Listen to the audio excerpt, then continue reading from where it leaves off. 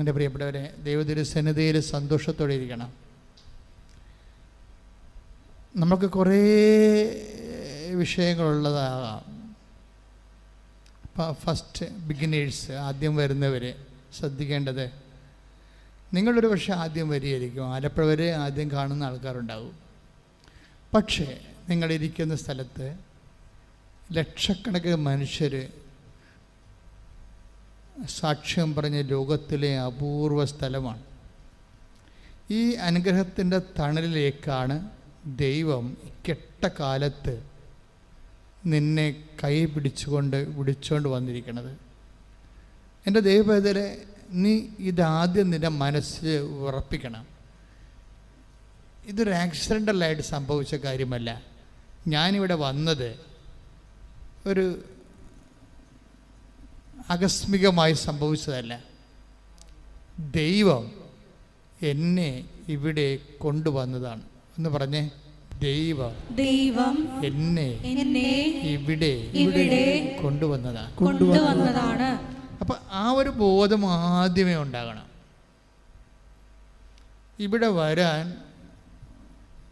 ഇവിടെ വന്നാൽ രക്ഷപ്പെടുമെന്ന് ദൈവം കഴിഞ്ഞാൽ പിന്നെ ലോകത്തോട് പറഞ്ഞത് ആരാണെന്നറിയാവോ? ഇവിടെ വന്നാൽ നീ രക്ഷപ്പെടുമോ, നിൻ്റെ ജീവിതത്തിന് പ്രശ്നത്തിന് പരിഹാരം ഉണ്ടാകും എന്ന് ദൈവം കഴിഞ്ഞാൽ പിന്നെ ലോകത്തോട് പറഞ്ഞത് ആരാണെന്നറിയാവോ? പിശാച്. പിശാച് അറിയാലോ ഇവിടെ വന്നാൽ രക്ഷപ്പെടുമെന്ന്. അത് കാരണം രക്ഷപ്പെടാൻ സാധ്യതയുള്ള എല്ലാ വിഷയങ്ങളെയും പിശാച് അറ്റാക്ക് ചെയ്ത് ആദ്യം. അതിലൊന്നാണ് കൃപാസനം പത്രം. കൃപാസനം പത്രത്തെക്കുറിച്ച് എന്തുമാത്രം നുണപ്രചരണങ്ങളാണ് ആദ്യമേ ഇറക്കി വിട്ടത്. ഞാൻ തന്നെ പകച്ചുപോയി. കാരണം നമ്മൾ പോലും കേൾക്കാത്തതും ചിന്തിക്കാത്ത പറയാത്ത കാര്യങ്ങൾ ട്രോളർമാർ പറയും.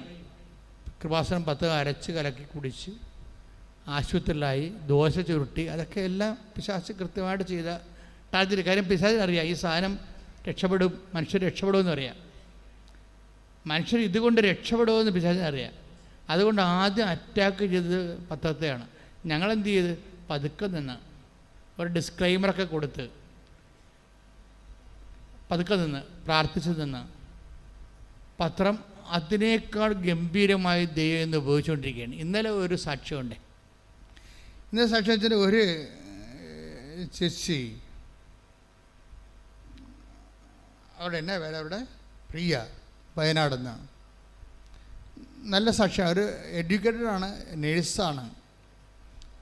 പക്ഷെ അവരുടെ ഒരു ജീവിതാനുഭവം വ്യത്യസ്തമാണ്. കാര്യം ഇപ്പോഴേ നിങ്ങൾക്കറിയാമല്ലോ, ഈ പണ്ട് ഇല്ലാതിരുന്ന ഈ അഭ്യസ്ത വിദ്യരുടെ ഡിപ്രഷൻ രോഗങ്ങളുടെ എണ്ണം കൂടിയിട്ടുണ്ട് ഇപ്പോഴും. പണ്ട് അതില്ലായിരുന്നു. ആൾക്കാർക്ക് നല്ല ധൈര്യമായിരുന്നു. ഇപ്പോഴെന്തോ ഇപ്പം ഞാൻ ആൾക്കാരെ വന്ന് പ്രാർത്ഥിക്കുമ്പോൾ ആൾക്കാരുടെ ചീട്ട് നോക്കുമ്പോൾ അവിടെ ഡിപ്രഷൻ എഴുതി വെക്കും. ചിലരുടെ ഓഫീസിലോട്ട് കാര്യം ഫീഡ് ചെയ്യുമ്പോൾ അവരതിനെ നോട്ട് ചെയ്യണതാണ് ഡിപ്രഷൻ. എന്നിട്ട് അതിൻ്റെ അകത്ത് എല്ലാം ഉണ്ട്. മാനസികമുണ്ട്, മാനസിക തകർച്ച ഉണ്ട്, ആത്മഹത്യാ പ്രവണത ഉണ്ട്, നിരാശയുണ്ട്. ഇനി എന്തിനാണ് ജീവിക്കണത്, എന്നാത്തിനാണ് ജീവിക്കണം എന്നുള്ള ചിന്തയുണ്ട്. ഇനി എങ്ങനെ എനിക്ക് ജീവിക്കാൻ പറ്റുമോ, അതിജീവിക്കാൻ കഴിയുമോ എന്നുള്ള വിഹ്വലതയുണ്ട്. എല്ലാത്തിനും കൂടി ഒരു പേരാണ് ഡിപ്രഷൻ എന്ന് എഴുതിയത്. അവൾ പറയണത് എനിക്ക് കുഞ്ഞുനാൾ മുതൽ ഡിപ്രഷനാണെന്നാണ് പറയണത്. കുഞ്ഞുനാൾ മുതൽ ഡിപ്രഷനാണ്. അപ്പോൾ അതുകൊണ്ട് ഞാനൊരു പണി ചെയ്യും. എന്താണ്, ഞാൻ പഠിക്കണ കാലത്ത് എനിക്ക് പേടിയായത് കാരണം, ആളിന് ബേസിക്കായിട്ട് ഫിയർ ഉള്ള ആളാണ്. ഈ പേടിയ കാരണം ഞാൻ കൊന്തയും ബൈബിളും എടുത്ത് തലയ്ക്ക് ഭാഗത്ത് വെച്ചിട്ടാണ് കിടന്ന് ഉറങ്ങണത്. അപ്പോൾ ഇപ്പോൾ ഉടമ്പടി എന്നും പറഞ്ഞൊരു പാട്ട് ഒരാൾ ഇറക്കിയിട്ടില്ലേ, നമ്മുടെ അക്കൗണ്ട് നോക്കിയാൽ കാണുമോ, നല്ല പാട്ടാണ്. അതിലവർ പറയണത് ഉടമ്പടി നേർച്ച വസ്തുക്കളെക്കുറിച്ച് പറയണത്, കൃപാസനം പത്രമായാലും ഉപ്പായാലും ഉടമ്പടി തൈലമായാലും അവർ പറയണത് ഉടമ്പടി എടുത്തപ്പോൾ എനിക്ക് മോശയുടെ വടി കിട്ടിയെന്നാണ് പറയണത്. മോശയുടെ വടി കൊണ്ടാണല്ല മോശ പാറയിലടിച്ചതും ചെങ്കടൽ പിളർത്തിയതും ജോർദാനം വറ്റിച്ചതും ഒക്കെ വാഗ്ദാന നാട് പ്രാപിച്ചതൊക്കെ ദൈവം കൊടുത്ത ഈ ഉപകരണമാണ്. അപ്പോൾ ഉടമ്പടിയിൽ ഒത്തിരിയേറെ നേർച്ച വസ്തുക്കളുണ്ട്. അപ്പോൾ പക്ഷെ അത് ഉപയോഗിക്കാൻ അറിയാവുന്നവർ നല്ല ഷാർപ്പ് ഷൂട്ട് ചെയ്യും. അല്ലാത്തവർ അതുകൊണ്ടാണ് ക്ലാസ്സുകൾ ശ്രദ്ധിക്കണം. ഉടമ്പടി ധ്യാനം നിങ്ങൾക്കും എനിക്കും എന്നോടും നിങ്ങളോടും ദൈവം സംസാരിക്കുന്ന കോമൺ പ്ലാറ്റ്ഫോം ഉടമ്പടി ധ്യാനമാണ്. പക്ഷേ എനിക്കും അറിയാത്ത കാര്യങ്ങളാണ് ഞാൻ പറയണത്. പലപ്പോഴും ഞാൻ പറഞ്ഞു കഴിഞ്ഞാൽ അവിടെ പോയി എഴുതിയെടുക്കണം നോട്ട് ബുക്കേ. എന്താ കാര്യത്തിനാൽ എനിക്ക് പോലും അറിയാൻ പാടില്ലാത്ത സബ്ജക്റ്റുകളാണ് ഇവിടെ ഈ പ്ലാറ്റ്ഫോമിൽ വരുമ്പോൾ ചില സമയത്ത് ദൈവം പറയണത്. അപ്പോഴാണ് ഞാനും പഠിക്കുന്നത്, ഉടമ്പടിക്ക് ഇങ്ങനെ ഒരു പ്രൊവിഷൻ ഉണ്ടോ. എന്താ കാര്യത്തിൽ ഇന്നലെ ഒരു മനുഷ്യൻ ഒരു സാക്ഷ്യം പറഞ്ഞ്, ശ്രീകുമാർ, ഇന്നലത്തെ ഒരു സാക്ഷ്യമാണ്. അപ്പോൾ ശ്രീകുമാറിൻ്റെ കാര്യം രസമാണ്. ശ്രീകുമാർ അയാളൊരു NRI ആയിരുന്നു പണ്ട്, ഒരു വിദേശ ജോലിയുള്ള ആളായിരുന്നു. പക്ഷെ കോവിഡ് വന്നതോടുകൂടി പുള്ളിയുടെ ജോലി പോയി. ഒരു മനുഷ്യന്മാരുടെ പ്രശ്നമേ ഉടമ്പടി എല്ലാം അഡ്രസ്സ് ചെയ്യുമെന്നുള്ളതാണ് നമ്മുടെ ഒരു ആശ്വാസം. അപ്പോൾ ശ്രീകുമാറിൻ്റെ ജോലി പോയി. അയാൾ നാട്ടിൽ വന്നിട്ട് തേരാപ്പാര നടക്കുകയാണ് ജീവിക്കാൻ. കാര്യം ഇൻവെസ്റ്റ് ചെയ്യാൻ കൈ കാലണയില്ല. എവിടെയെങ്കിലും ഇൻവെസ്റ്റ് ചെയ്യാൻ വേണ്ടി കൈ കാലണയില്ല.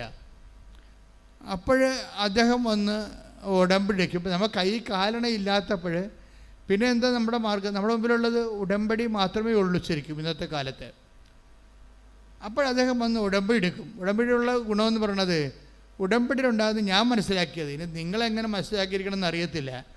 കാര്യം ഉടമ്പടി ഈ പാട്ടിൽ പറയണ പോലെ ഈ ദൈവവുമായിട്ടാണ് നമ്മൾ ഉടമ്പടി ചെയ്യണമെങ്കിലും അത് മോണിറ്റർ ചെയ്യണതും അത് ആക്ടിവേറ്റ് ചെയ്യണതും മദറാണ്, അമ്മയാണ്.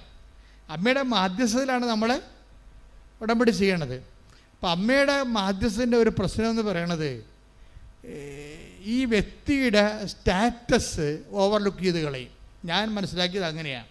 ഇപ്പം കുറേ ആയില്ലേ, എത്രയോ ഞാൻ അമ്മയുടെ കൂടെ ഈ ശുശ്രൂഷ, കർത്താവിൻ്റെ ശുശ്രൂഷ ചെയ്യാൻ പറഞ്ഞിട്ട് വർഷങ്ങളായി, ഒരുപക്ഷെ 4 നൂറ്റാണ്ട് കൂടുതലായി ഈ മരിയ ശുശ്രൂഷ ചെയ്യാൻ തുടങ്ങിയിട്ട്.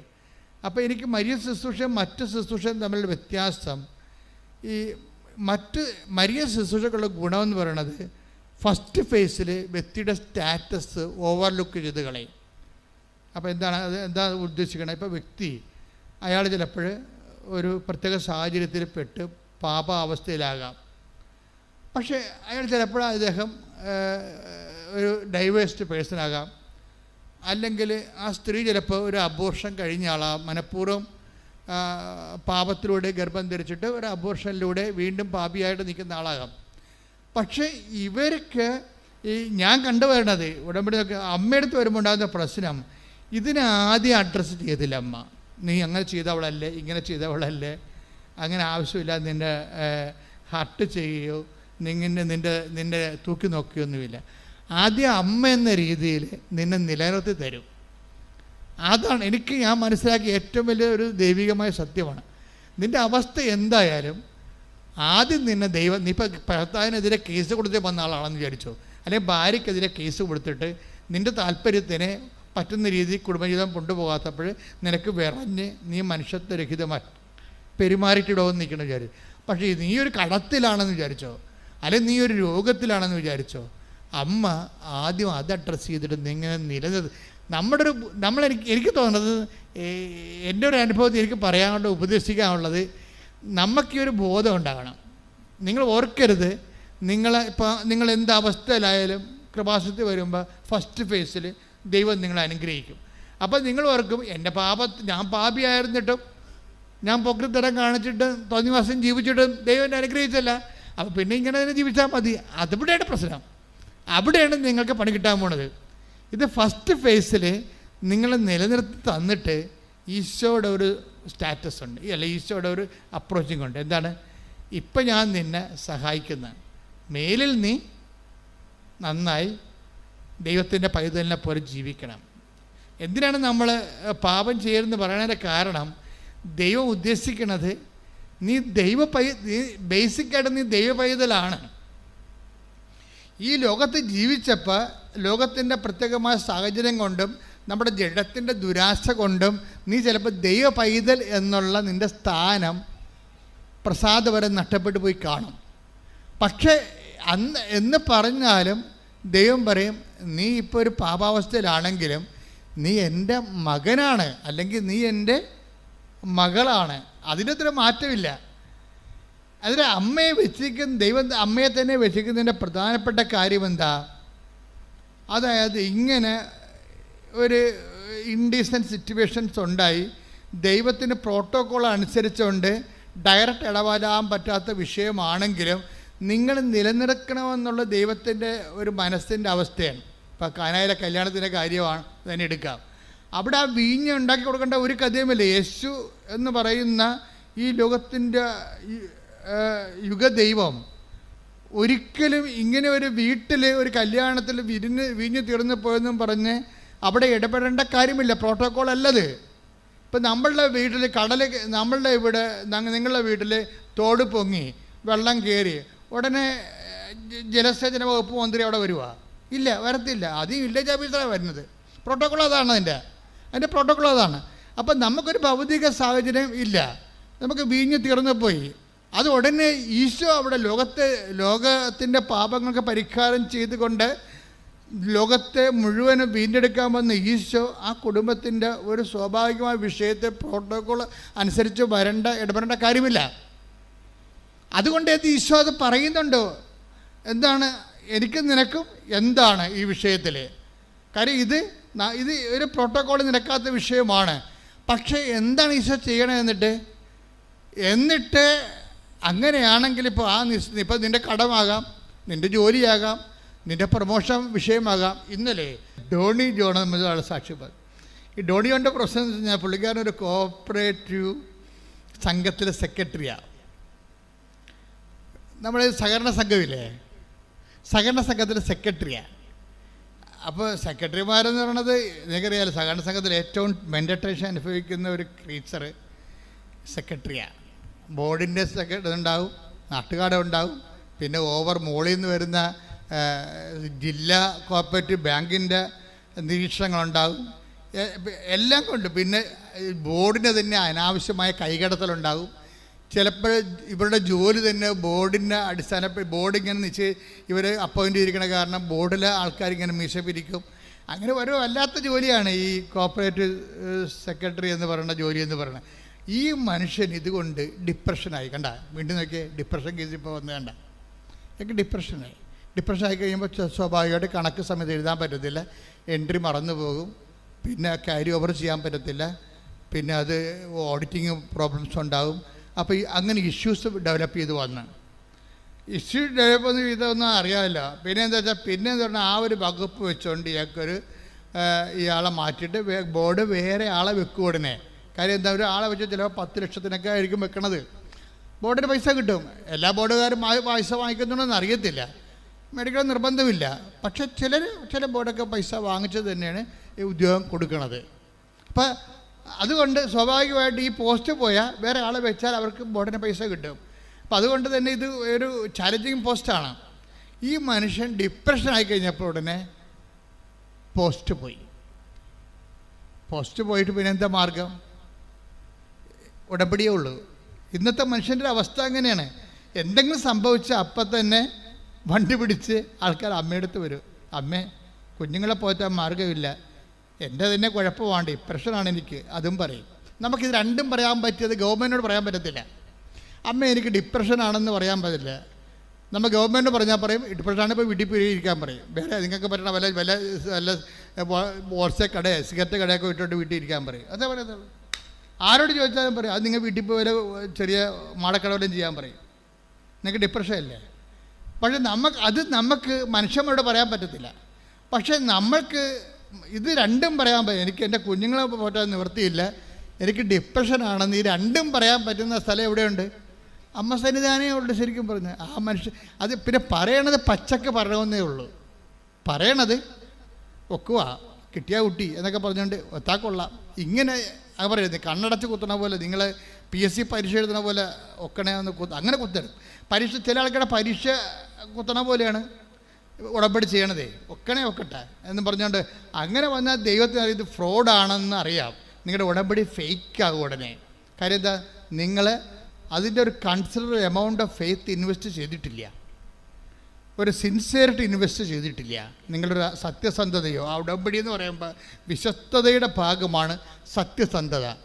അപ്പോൾ നിങ്ങൾ ഉടമ്പടി ചെയ്യുമ്പോൾ ഒക്കുമായിരിക്കും അല്ലേ, അയാൾക്ക് കിട്ടിയല്ല, അപ്പം പറയാം മറ്റവർക്ക് കിട്ടിയിട്ടില്ല.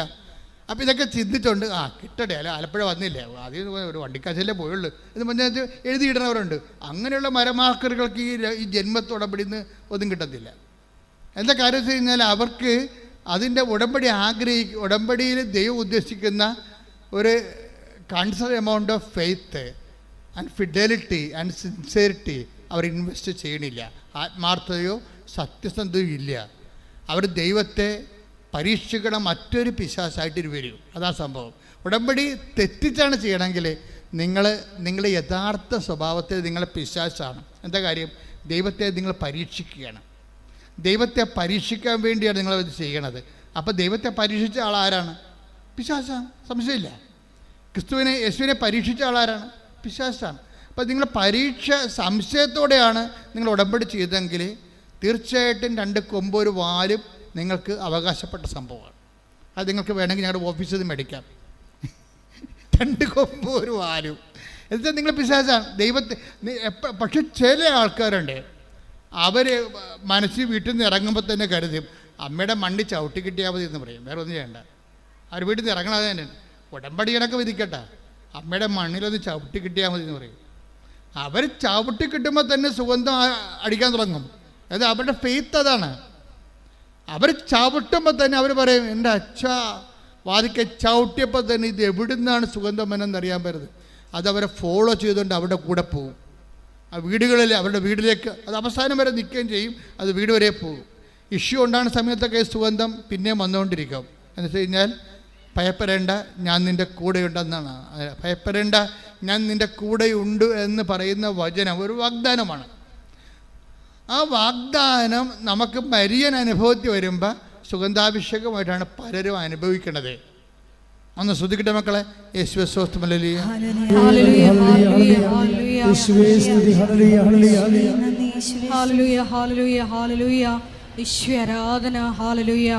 പരമദിവ്യകാരുണ്യത്തിന് ആരാധനയും സ്തുതിയും പുകഴ്ചയും ഉണ്ടാകട്ടെ.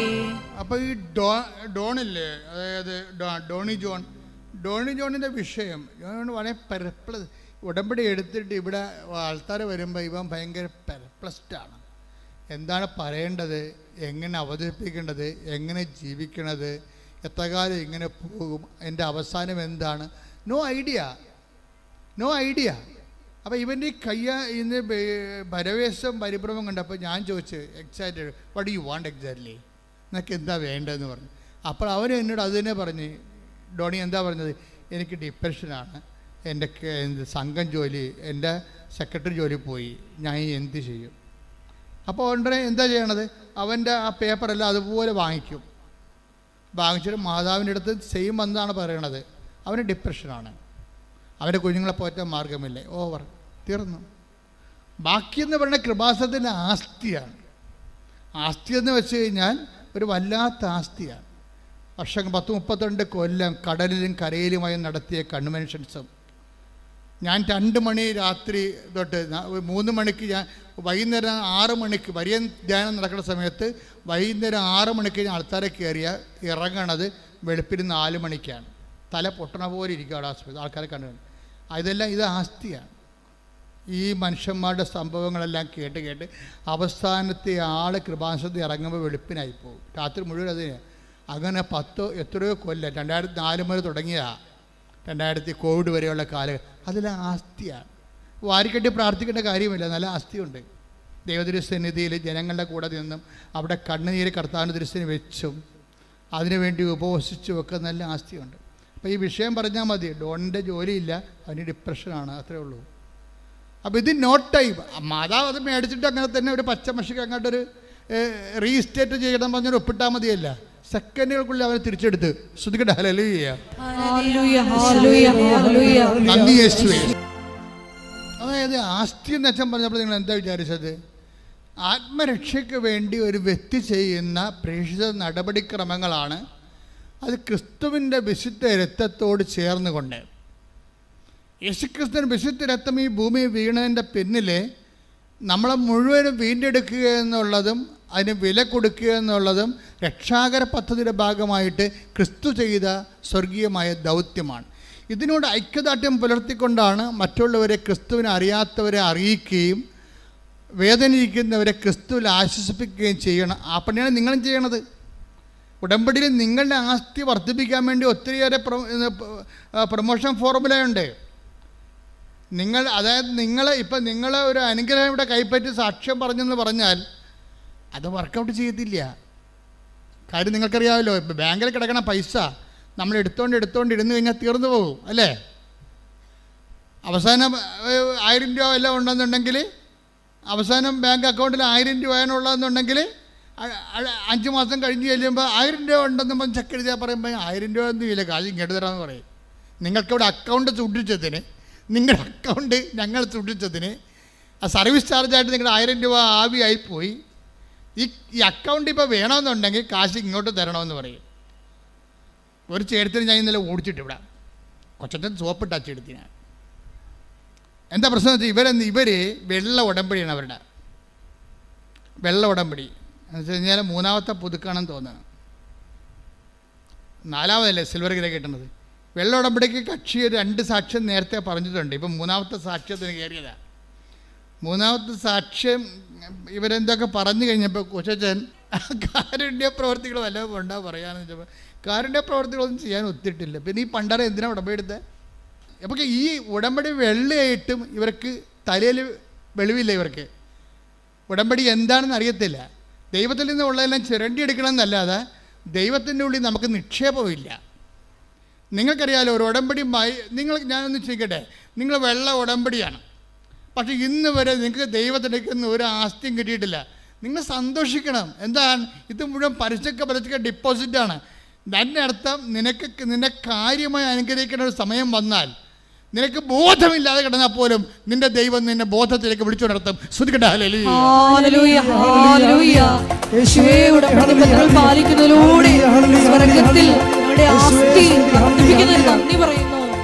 തൃശ്ശൂരിൽ നിന്ന് ജെസ്സി ജസ്റ്റർ എന്നും പറഞ്ഞ്, ലിസി ജസ്റ്റർ, തൃശ്ശൂർ നമ്മുടെ ടീച്ചറാണ്.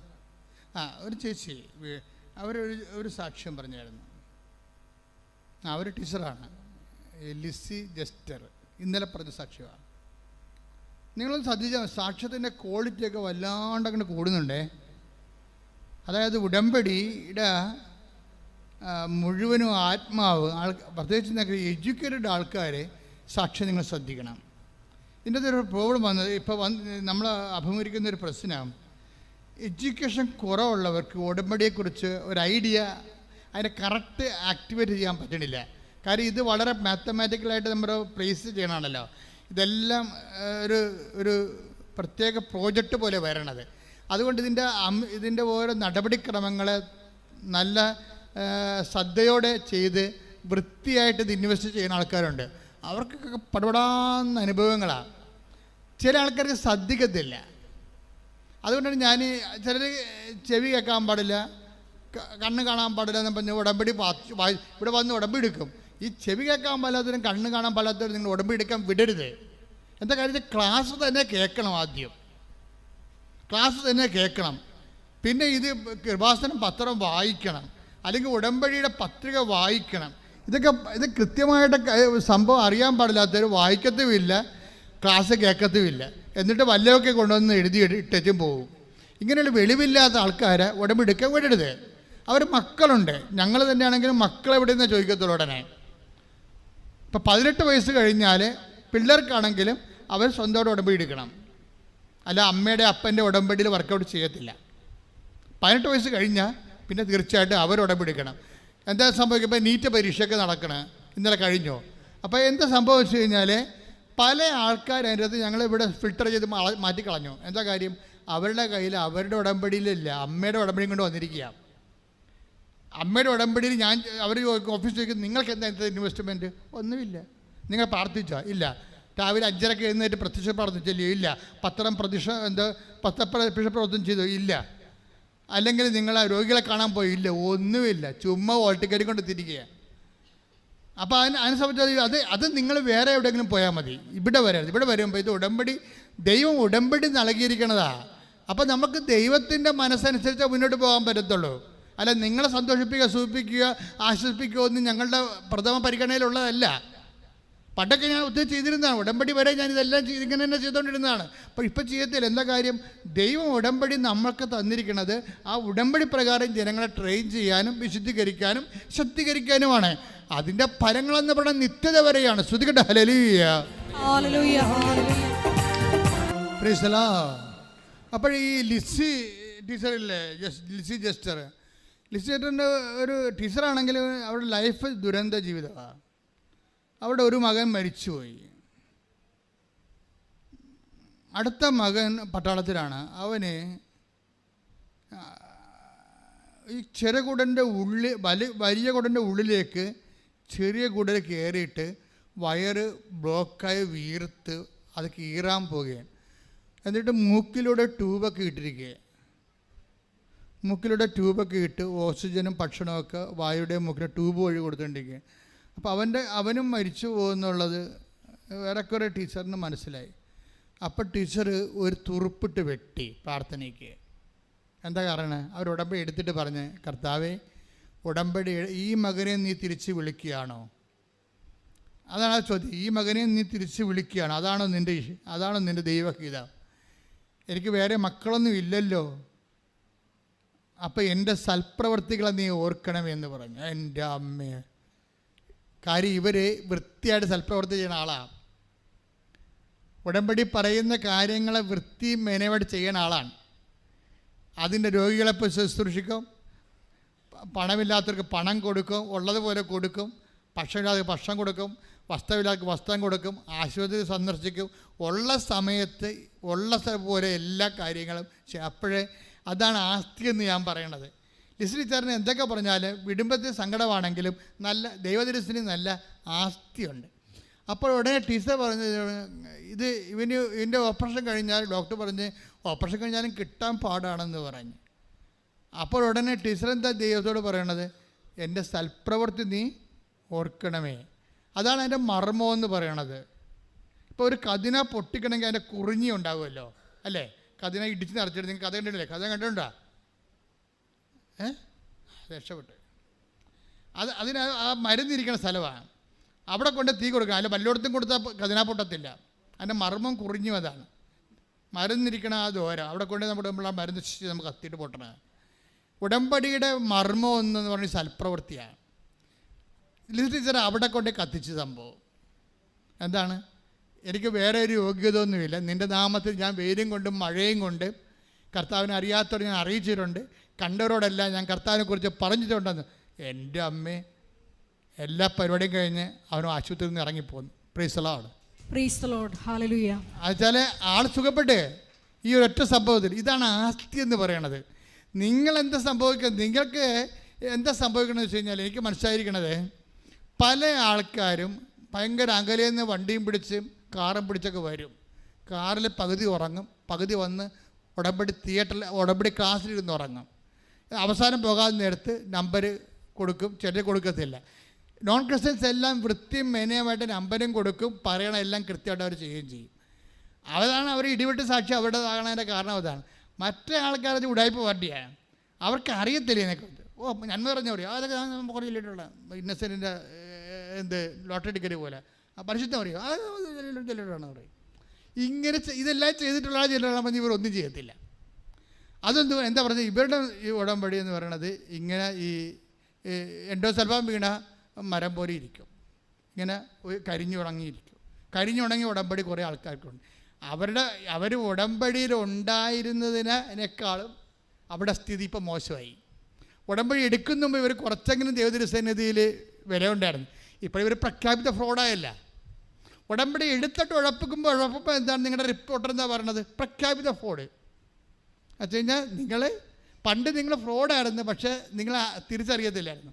ഇപ്പോൾ എന്താ? ഉടമ്പടി എടുത്ത് സൽപ്രവർത്തനം ചെയ്യാതെ, പരിശുദ്ധ പ്രവർത്തനം ചെയ്യാതെ, വീട്ടിൽ വരുന്നവർക്ക് ഇങ്ങനെ പട്ടിക്കെട്ട് കൊടുക്കണ പോലെയും കോഴിക്കെട്ട് കൊടുക്കണ പോലെയും വല്ല മരുന്ന ഭക്ഷണമൊക്കെ കൊടുത്ത് ഇങ്ങനെ കൊടുത്ത് ദൈവത്തെ പറ്റിച്ച അവസാനം നിങ്ങൾ ഫ്രോഡായി, പ്രഖ്യാപിത ഫ്രോഡായി. പക്ഷേ നിങ്ങൾക്ക് ഈ ഉടമ്പടിയിൽ എന്താ ചെയ്യണത്? ഉടമ്പടിയുടെ സാക്ഷ്യങ്ങൾ പോലും ഇപ്പം ചിലരൊക്കെ എഴുതി പറയേ, ഒരു സാക്ഷ്യം വരാൻ വേണ്ടി ഞാൻ കാത്തിരിക്കുകയാണ്. എന്താണ്? അത് കേട്ടിട്ട് അപ്പം തന്നെ ഞാൻ ഷെയർ ചെയ്യും. അടുത്തത് വരാൻ വേണ്ടി പ്രാർത്ഥിച്ച് കാത്തിരിക്കും. ഇതിനിടയ്ക്ക് ഉടമ്പടി ധ്യാനത്തിലൂടെ ദൈവം അവരെ ഹെൽപ്പ് ചെയ്യും. ഒരു നട്ടം തിരിഞ്ഞിരിക്കുകയാണ്, പുകഞ്ഞിരിക്കുകയാണ്, എന്ത് ചെയ്യണമെന്ന്. അപ്പോൾ ഉടനെ ഉടമ്പടി ധ്യാനം വെച്ച് മാതാവ് ഉടമ്പടി ധ്യാനത്തിലൂടെ അവരോട് സംസാരിക്കും. അപ്പോൾ അവർക്ക് ഉറപ്പ് കിട്ടും, ഇതാണല്ലേ പരിപാടി, എന്നിങ്ങനെ ചെയ്യാം എന്ന് പറയും. എന്നുവെച്ചാൽ ദൈവം ഒരിക്കലും നമ്മുടെ അകലെയല്ല. ദൈവത്തെ അടുത്ത് കിട്ടണമെന്ന് ആഗ്രഹിക്കണവനെ ദൈവം അടുത്തുണ്ട്. ദൈവത്തെ അടുത്ത് കിട്ടുന്ന എന്താ പ്രശ്നം? ഞാനിപ്പോൾ നിങ്ങളെ ഇപ്പോൾ ആരൊക്കെ ഉണ്ടാലും ഞാൻ ഉപദേശിക്കും. ഇപ്പോൾ ഞാൻ കഴിഞ്ഞ ദിവസങ്ങളിൽ ഒരു കന്യാസ്ത്രീ മഠത്തിൽ പോകാനിടയായി. ഇപ്പോൾ നമ്മൾ ഇവിടെ നിന്ന് സിസ്റ്റർ സിക്കായിട്ട് ആശുപത്രി വീട്ടിൽ പോയപ്പോൾ ഞാൻ അവരെ കാണാൻ വേണ്ടി പോയി. അപ്പോൾ അവിടെ കുറേ കന്യാസ്ത്രീമാരുണ്ടായിരുന്നു. അവിടെ കുറേ ആസ്പിരൻസ് നൊവീഷ്യറ്റുണ്ടായിരുന്നു. അപ്പോൾ എനിക്ക് ആസ്പിരൻസിനെയും നൊവീഷ്യറ്റിനെയും കാണുമ്പോൾ എനിക്ക് ഭയങ്കര സന്തോഷമാണ്. കാര്യം അവർ സമർപ്പണത്തിലേക്ക് വരികയല്ലേ. അപ്പോൾ അവർക്ക് ഒരു ഉപദേശം കൊടുത്താൽ അവർ നിലനിൽക്കുമെന്നത്. അപ്പോൾ ഞാൻ അവരെ അരമണിക്കൂർ സിസ്റ്റേഴ്സിന് അവിടെ ചെന്നപ്പോൾ തന്നെ ഉപദേശിച്ച് എല്ലാവരെയും സഭയെക്കുറിച്ചും ഈശോയെക്കുറിച്ചും വചനത്തെക്കുറിച്ചും 10 ആളെ കിട്ടിയ അപ്പം സംസാരിക്കും. എന്തുകൊണ്ടാണ് ഞാൻ അങ്ങനെ സംസാരിച്ചത്? ഞാൻ മാതാവിനെ നേരിട്ട് കണ്ടതാണ്. എനിക്ക് ദൈവം എന്താണ്,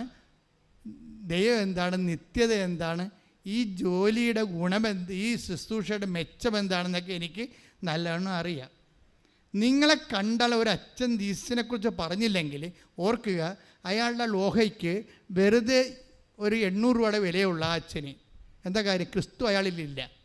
അയാൾ പറയണത് വേറെ പല കാര്യമായിരിക്കും നിങ്ങളോട്. നമ്മുടെ കുടുംബം വിസിറ്റ് ചെയ്യാൻ വന്നാൽ പോലും അച്ഛൻ ക്രിസ്തുവിനോട് ഉപദേശിക്കാത്ത അച്ഛന്മാരുണ്ട്. അവർ വല്ല സാമ്പത്തിക വിഷയവും പരിയൊക്കെ പറഞ്ഞിട്ട് പൈസ എഴുതിക്കൊണ്ട് പോകും. അപ്പം നിങ്ങൾ തിരിച്ച് പറയണം, ഇതിങ്ങനെയല്ല അച്ഛാ ചെയ്യേണ്ടത്.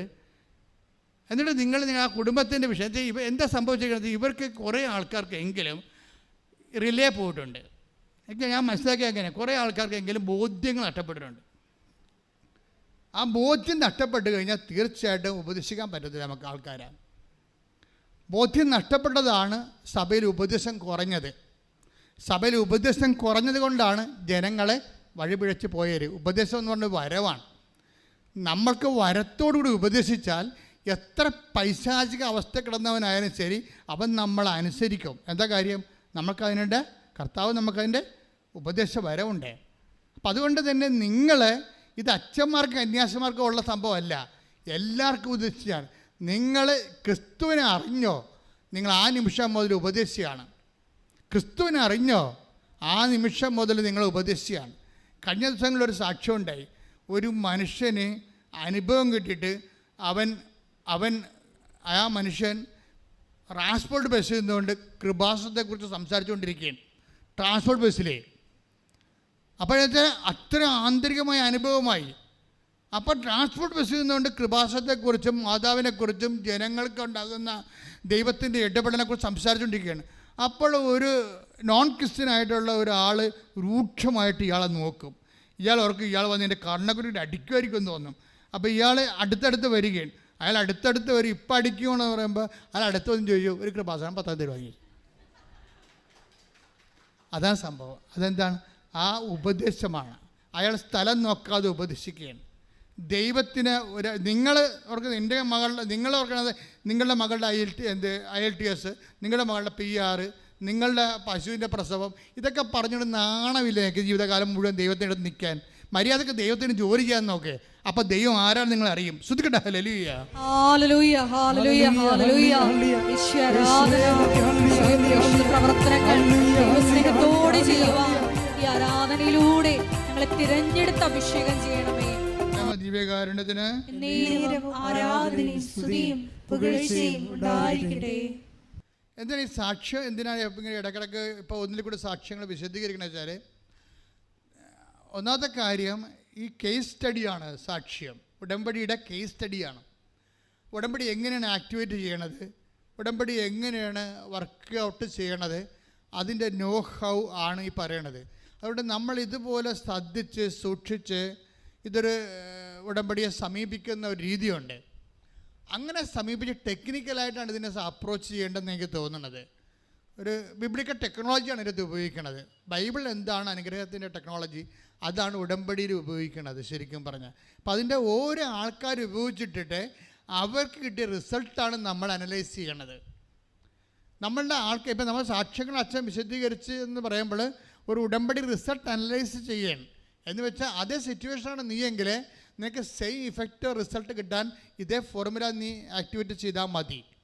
ഇപ്പം എന്താ ഇവരുടെ പ്രശ്നം? ധന്യയുടെ പ്രശ്നം എന്താണ്? ധന്യ എന്താ പറഞ്ഞത്? ഞാൻ വർഷങ്ങളായിട്ട് എനിക്ക് ഡിപ്രഷനുള്ള ആളാണ്, പേടിയുണ്ട് എല്ലാത്തിനോട്. അപ്പം ഞാൻ എന്താ ചെയ്തത്? ഞാൻ ജപമാലയും ബൈബിളും എൻ്റെ തലയ്ക്ക് ഭാഗത്ത് വെക്കും. ജപമാലയും ബൈബിളും തലയ്ക്ക് ഭാഗത്ത് വെക്കുന്നവരെ കൈപൊക്കിക്കേ. മരിക്കുമ്പോഴാണോ? ജീവിച്ചിരിക്കുമ്പോൾ ഉറപ്പായി, സന്തോഷം. നേരാണോ കൈപൊക്കിയത്? വെറുതെ ആണോ? ഇപ്പോൾ ബൈബിള് ചെറുതാണെങ്കിലും ഒന്ന് തലയ്ക്ക് ഭാഗത്ത് തന്നെ അല്ല, കൂടെ കൊണ്ട് നടക്കണത് നല്ലതായിരിക്കും. അതിൻ്റെ പ്രശ്നം വെച്ച് കഴിഞ്ഞാൽ നമ്മൾ ബൈബിൾ ചുമന്നുകൊണ്ട് നടക്കണ ആളാണെന്ന് ദൈവത്തിന് തോന്നിയാൽ ദൈവം ബൈബിളിലൂടെ സംസാരിക്കാനുള്ള അഭിഷേകം നമുക്ക് തരും. ദൈവം വ്യത്യസ്തമായ രീതി ദൈവത്തിന് എല്ലാ മീഡിയ ഉപയോഗിക്കാൻ പറ്റും. പക്ഷെ അതിൽ ഏറ്റവും ലളിതമായിട്ട് ഉപയോഗിക്കുന്ന ദൈവം ഉപയോഗിച്ച് കാണുന്നത് ബൈബിളാണ്. ബൈബിൾ ഇങ്ങോട്ട് കൊടുന്നു കഴിഞ്ഞാൽ ഇപ്പം നിനക്കൊരു പ്രശ്നം ഉണ്ടായി, നീ ഒരു വിശ്വാസപ്രമാണം ചൊല്ലി ബൈബിൾ ഓപ്പൺ ചെയ്യുമ്പോൾ കർത്താവ് നിന്നോട് അതിലൂടെ സംസാരിക്കും. ഇനി സംസാരിക്കണ വിഷയം നിനക്ക് മനസ്സിലായില്ലെങ്കിലും കർത്താവിന് മനസ്സിലായി കാണുമല്ലോ ആ വിഷയം. അപ്പോൾ നിന്നെ എംപവർ ചെയ്യും. കാര്യം ആ സിറ്റുവേഷൻ ഫേസ് ചെയ്യാൻ ആവശ്യമായ എനർജി നിന്നിലേക്ക് തരും. എന്നിട്ട് ഇവിടെ നീ മുന്നോട്ട് പോകാൻ പറയും, ഞാൻ നിൻ്റെ കൂടെ ഉണ്ടാവും. അപ്പം നീ ഒരു സ്വർഗസ്ഥനായ നന്മ പറഞ്ഞൂറും ചൊല്ലി പ്രാർത്ഥിച്ച് ദൈവത്തിൻ്റെ ആ ഒരു സിറ്റുവേഷൻസ് ആംബിയൻസ് കീപ്പ് ചെയ്തുകൊണ്ട് നീ പ്രാർത്ഥിച്ച് മുന്നോട്ട് പോകണം. എൻ്റെ മക്കളെ, ഈശോ എന്താ പറഞ്ഞത്? നിരന്തരം പ്രാർത്ഥിക്കേണ്ടതിൻ്റെ ആവശ്യകത വ്യക്തമാക്കാൻ. ഇപ്പോൾ ഈ സോഷ്യൽ മീഡിയയുടെ കാലമായത് കാരണം 10 പൈസ പഠിപ്പുണ്ടെങ്കിൽ പിന്നെ താൻ ആൾ വലിയ ജമണ്ടനാണെന്ന് നാട്ടുകാർ അറിയിക്കാൻ വേണ്ടി ഈ പന്നി ഉടനെ ദൈവത്തെ നിഷേധിക്കും, അല്ലെങ്കിൽ സഭയെ നിഷേധിക്കും. എന്തിനാണെന്നറിയാവോ? മറ്റ് സഭക്കാരുടെയോ അല്ല മറ്റ് മതക്കാരുടെയോ കയ്യടിയും ലൈക്കും കിട്ടാൻ വേണ്ടിയാണ്. എന്തൊരു പ്രലോഭനമാണെന്ന് നോക്കിയേ. അല്ല, ഈ സോഷ്യൽ മീഡിയ കാലത്ത് പുതിയ പാപികൾ വരുന്നതെന്നല്ല, പാപികളെ ഐഡൻറ്റിഫൈ ചെയ്യാൻ വേണ്ടി ദൈവം ഒരു അവസരം തന്നിരിക്കുന്നു. കൈയിട്ടിച്ച് ശ്രദ്ധിക്കട്ടെ.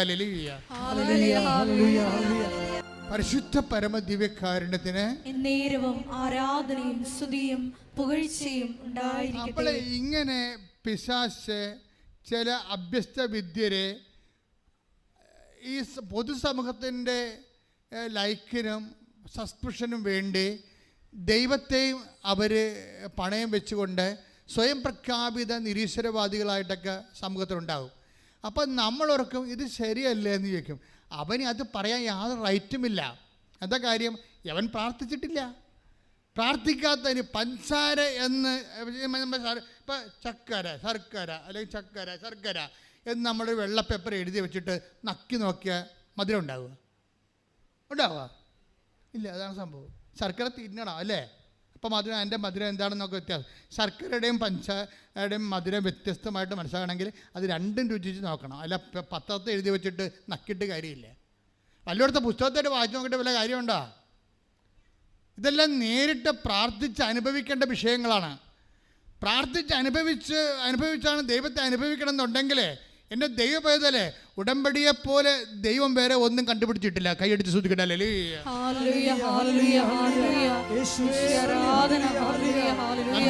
അപ്പോഴിങ്ങനെ എപ്പോഴും ഇങ്ങനെ ഡിപ്രഷൻ ആണെങ്കിലും ഭയമാണെങ്കിലും ഉത്കണ്ഠയാണെങ്കിലും പ്രാർത്ഥിക്കാനല്ലെങ്കിൽ ഒരു ഉറപ്പിന് തലയ്ക്ക് ഭാഗത്ത് വെച്ചതാണ് ഇവരുടെ ആസ്തി എന്ന് പറയുന്നത്.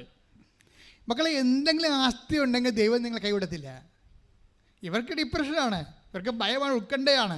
പക്ഷെ അത് പ്രാർത്ഥിക്കാനല്ലെങ്കിലും മാതാവിൻ്റെ സാന്നിധ്യം അനുഭവിക്കാൻ പറ്റിയ, പ്രാർത്ഥിക്കാൻ പറ്റിയ ഒരു ദിവ്യ വസ്തുവാണ്. അതെൻ്റെ കൂടെ ഇരുന്ന അമ്മയുടെ സാന്നിധ്യം ഉണ്ടാകുമെന്ന് അവർ വിശ്വസിച്ച് അത് വെക്കുകയാണ്. അവരെത്രയോ വർഷങ്ങളാണത് വെക്കണത്. പക്ഷേ ഇപ്പം അവരുടെ ജീവിതത്തിൽ, ഈ ധന്യയുടെ ജീവിതത്തിൽ വല്ലാത്ത ഒരു പ്രതിസന്ധി വന്ന്. എന്താ പ്രശ്നം വെച്ചാൽ അവൾക്ക് സ്വതവേ ഡിപ്രഷൻ ഉണ്ടല്ലോ. അപ്പോൾ അവൾ കെട്ടിച്ച് വിട്ട വീട്ടിൽ കുറേ പ്രോബ്ലം ആയിപ്പോയി. വലിയ പ്രശ്നം വെച്ചാൽ അവൾ അവിടെ ഒറ്റപ്പെട്ട പോലെ അവിടെ തോന്നി. കെട്ടിച്ച് വിട്ട വീട്ടിൽ എപ്പോഴും നമ്മൾ ഓർക്കണം, നമ്മൾ ഒറ്റപ്പെടുന്നുള്ള ഉറപ്പാണ്. നാത്തുമാരും അമ്മയൊക്കെ ഒരു കൈയായിരിക്കും എപ്പോഴും. കാര്യം അവർ അമ്മയും മക്കളും അല്ലേ വർഷങ്ങളായിട്ട്. നിങ്ങളിപ്പോൾ പുതുതായിട്ട് ചെന്ന് ചേർന്ന ആൾക്കാരല്ലേ, നിങ്ങൾ ഇന്നലെ ചെന്ന് ചേർന്ന ആൾക്കാരല്ലേ. പിന്നെ നിങ്ങൾക്കാണെങ്കിൽ ഈ ഭർത്താവിൻ്റെ അടുത്താണെങ്കിൽ ഒരു പരിധി കഴിഞ്ഞാൽ നിങ്ങൾക്ക് ആകപ്പെട്ടുള്ള ആസ്തി നിങ്ങൾ വീട്ടിൽ നിന്ന് കൊണ്ടുവന്ന ഷെയർ ഉണ്ടെങ്കിലേ ഉള്ളൂ. അതൊക്കെ ലോക്കറിൽ വെച്ച് അപ്പത്തിന് അവർ പൂട്ടും. അതെന്താ പ്രശ്നം വെച്ച് കഴിഞ്ഞാൽ അതേ നിങ്ങളുടെ ആസ്തിയുള്ളൂ. നിങ്ങളെ ഒരു 10 കൊല്ലം 15 കൊല്ലം വെയിറ്റ് ചെയ്യണം. ഞാൻ ഇപ്പോൾ നിങ്ങൾ പറഞ്ഞു 21 ലക്ഷത്തോളം ആൾക്കാരെ കൗൺസിൽ ചെയ്തിട്ടില്ലേ. എനിക്ക് കെട്ടിച്ചു വിട്ട ആൾക്കാരോട് പറയാനുള്ളത്, നിങ്ങൾ അവിടെ ഓടുന്ന വേണ്ട അകത്ത് കിടന്ന് ഓടരുത്. മറിച്ച് ഒരു 15 കൊല്ലം നിങ്ങളുടെ കയ്യിൽ ജീവിതം കിട്ടണതെന്ന് പറഞ്ഞാൽ നിങ്ങളുടെ മകൻ 10ാം ക്ലാസ്സിൽ പഠിക്കുന്ന സമയമാണ്. അതുവരെ നിങ്ങൾക്ക് ജീവിതമില്ല ഇവിടെ. നിങ്ങൾ ന്യൂട്രലായിട്ട് നിൽക്കണം. നിങ്ങളുടെ പ്രൊഫഷൻ ശ്രദ്ധിക്കണം. നിങ്ങളുടെ 2 പ്രസവമൊക്കെ കഴിഞ്ഞ് 2 കുഞ്ഞുങ്ങളൊക്കെ ദൃഢമായി കഴിഞ്ഞാൽ നിങ്ങളുടെ പ്രൊഫഷൻ ശ്രദ്ധിക്കണം. എന്നിട്ട് നിങ്ങൾ വെയിറ്റ് ചെയ്യണം. അല്ല അമ്മയമ്മ അങ്ങനെ പറഞ്ഞ് അമ്മയമ്മ അതുകൊണ്ട് കുശിച്ചിട്ട് എന്നെ ഒഴിവാക്കി, എന്നെ പുറത്താക്കി, ഭർത്താവ് വന്നപ്പോൾ അവിടെ കൂടി തീർച്ചയായിട്ടും ഭർത്താവ് അത് അവരാങ്ങളെയും മക്കളും അല്ലേ, അവരമ്മയും മക്കളും അല്ലേ, അതുങ്ങൾ ഒരു രക്തമാണ്. അത് മനസ്സിലാക്കാനുള്ള ബോധം ഈ കഴുതകൾക്കില്ല പലതിനും. അപ്പോൾ തന്നെ അവിടെ കയറി വെളിച്ചപ്പാടാകും.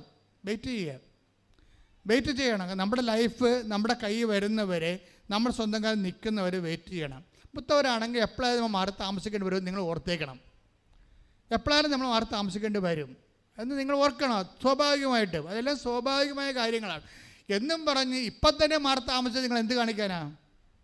ഒരു വീട്ടിൽ ചെല്ലുമ്പോൾ തന്നെ മാറി താമസിക്കാൻ പറഞ്ഞാൽ അപ്പം തന്നെ അവർക്ക് മനസ്സിലാകും നിങ്ങൾ ആ അമ്മനെയോ അപ്പനെയോ സഹോദരങ്ങളെയോ നിങ്ങൾ അംഗീകരിക്കണില്ല. നിങ്ങൾ ചെല്ലുമ്പോൾ തന്നെ ഒന്ന് പ്രസവിക്കാൻ പോയി തിരിച്ചു വന്നിട്ട് അവൾ വരണില്ല. അവളെന്താ പറയണത്? മാറി താമസിച്ചാൽ വരത്തുള്ളതെന്നാണ് പറയണത്. നിങ്ങൾ പെട്ടെന്ന് മാറി താമസിക്കത്തില്ല എന്ന കാര്യം ഈ വിഷയം എന്താ വെച്ചാൽ 2 പെങ്ങന്മാർ പറഞ്ഞു വിടാനുണ്ട്. ഒരമ്മയുണ്ട്, മൂത്തനെ കെട്ടിച്ചതിൻ്റെ കാശിന് കടം തീർന്നിട്ടില്ല. പല ബാധ്യത നിങ്ങളുടെ ഭർത്താവിനുണ്ട്. ഇപ്പം നിങ്ങൾക്ക് അത് ഏത് പൊട്ടിക്കാളിക്കും മനസ്സിലാകും ഇവിടെ നടക്കത്തില്ലെന്ന്. പക്ഷെ അവൾക്ക് അറിഞ്ഞുകൊണ്ട് തന്നെ അവൾ ഉദ്ദേശിക്കുന്നത് എന്താണ്? ഒന്ന് പ്രസവിച്ച് കാണിക്കണം, അത്രേ ഉള്ളൂ. എന്നിട്ട് അവനെ പറ്റിക്കണം. അത് അവൾ അമ്മയും കൂടി തീരുമാനിച്ചിരിക്കുന്ന വിഷയമാണ്. നാട്ടുകാരുടെ മുമ്പിൽ പെറ്റതാണെന്ന് വെച്ചാൽ പെറ്റതാണ്, കെട്ടിയതാണെന്ന് കെട്ടിയതാണ്, കുഴപ്പമില്ല. അങ്ങനെ എത്ര പെണ്ണുങ്ങൾ വീട്ടിൽ വന്ന് പ്രസവിച്ച് നിൽപ്പുണ്ടെന്ന് അറിയാമോ? വീട്ടിൽ വന്ന് പ്രസവിച്ച് നിൽക്കുകയാണ്. ഇനി അവനെന്ന് വെച്ച് കഴിഞ്ഞാൽ അവനോട് മൂക്ക് കൊണ്ട് ഇണ്ടാക്കി വരപ്പിച്ചിട്ട് മാത്രമേ അതിനുള്ളിൽ ഇവിടെ ഒരു ജീവിതത്തിലാകും. നിങ്ങൾ ഉടമ്പടി എടുക്കണ കൊള്ളാം, പക്ഷേ ഉടായ്പുണ്ടാക്കരുത് ജീവിതത്തിൽ. അതെന്താ കാര്യം വെച്ച് കഴിഞ്ഞാൽ ദൈവത്തിൻ്റെ അടുത്താണ് ഉടമ്പടി എടുക്കുന്നത്. അവിശ്വാസിയായ ഭർത്താവ് ഭാര്യ മുഖേന വിശുദ്ധീകരിക്കപ്പെടണം. അപ്പോൾ ചിലപ്പോൾ അവിശ്വാസമായ സാഹചര്യം നിങ്ങളെന്താ പറയണത്? ഞാനിവിടെ അവിടെ എൻ്റെ അച്ഛ ഒന്നും പറയണ്ട, അവിടെ പ്രാർത്ഥനയുമില്ല, പള്ളിയുമില്ല, പട്ടക്കാരനുമില്ല. ഞാൻ അപ്പം നീ ഒരു അത്ഭുത സ്വപ്നം നടത്തിയ അല്ല എന്താ എന്ന് വെച്ചാൽ ഇവിടെ പറയണാണേ അവരുടെ വാ പൊളിക്കണത് ഇവിടെ കഞ്ഞി കുടിക്കാനും ഭർത്താവിനെ ഇവിടെ കുറ്റം പറയാനും വേണ്ടി മാത്രമായിരിക്കും. എന്താ പ്രശ്നം? അതായത് അവരെ കുറ്റം പറയുന്നവർ മരണം വരെ കുറ്റം പറഞ്ഞുകൊണ്ടേയിരിക്കും. അവർ ജന്മന കുറ്റവാളികളായതുകൊണ്ടാണ് അവർ കുറ്റം പറഞ്ഞുകൊണ്ടേയിരിക്കുന്നത്. അത് അവരെ തന്നെ മനസ്സിലാക്കിയിട്ട് വേണം ഉടമ്പടി ഇൻവെസ്റ്റ് ചെയ്യാൻ. കൈയടിച്ച് ശ്രദ്ധിക്കട്ടെ. ഹല്ലേലൂയ.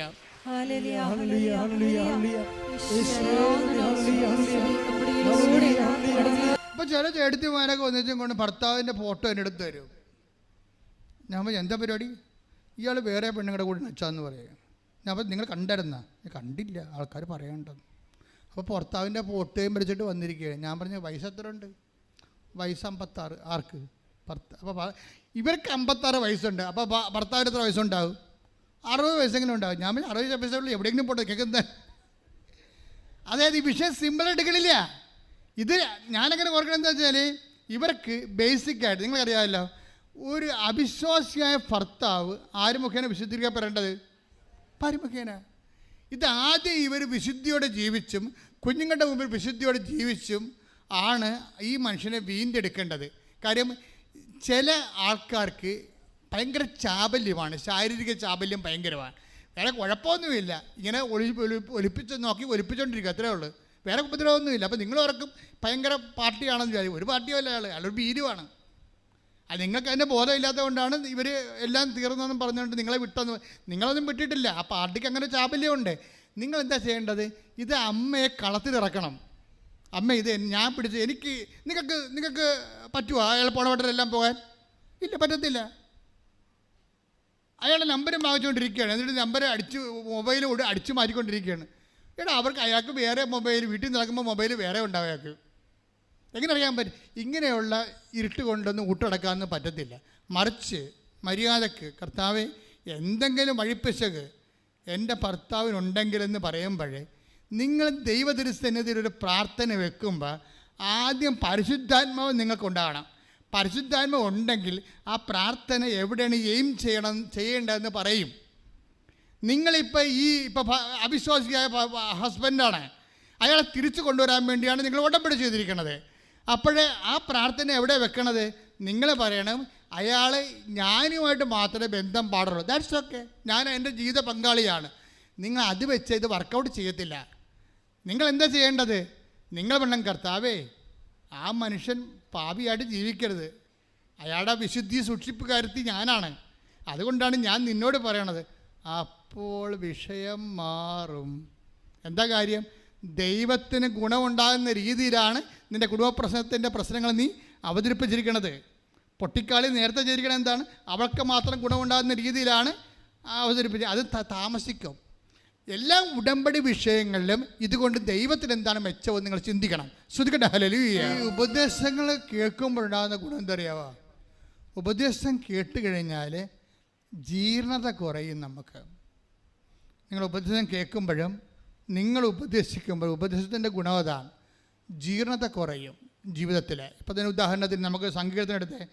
സങ്കീർത്തനം 16:7 മുതൽ.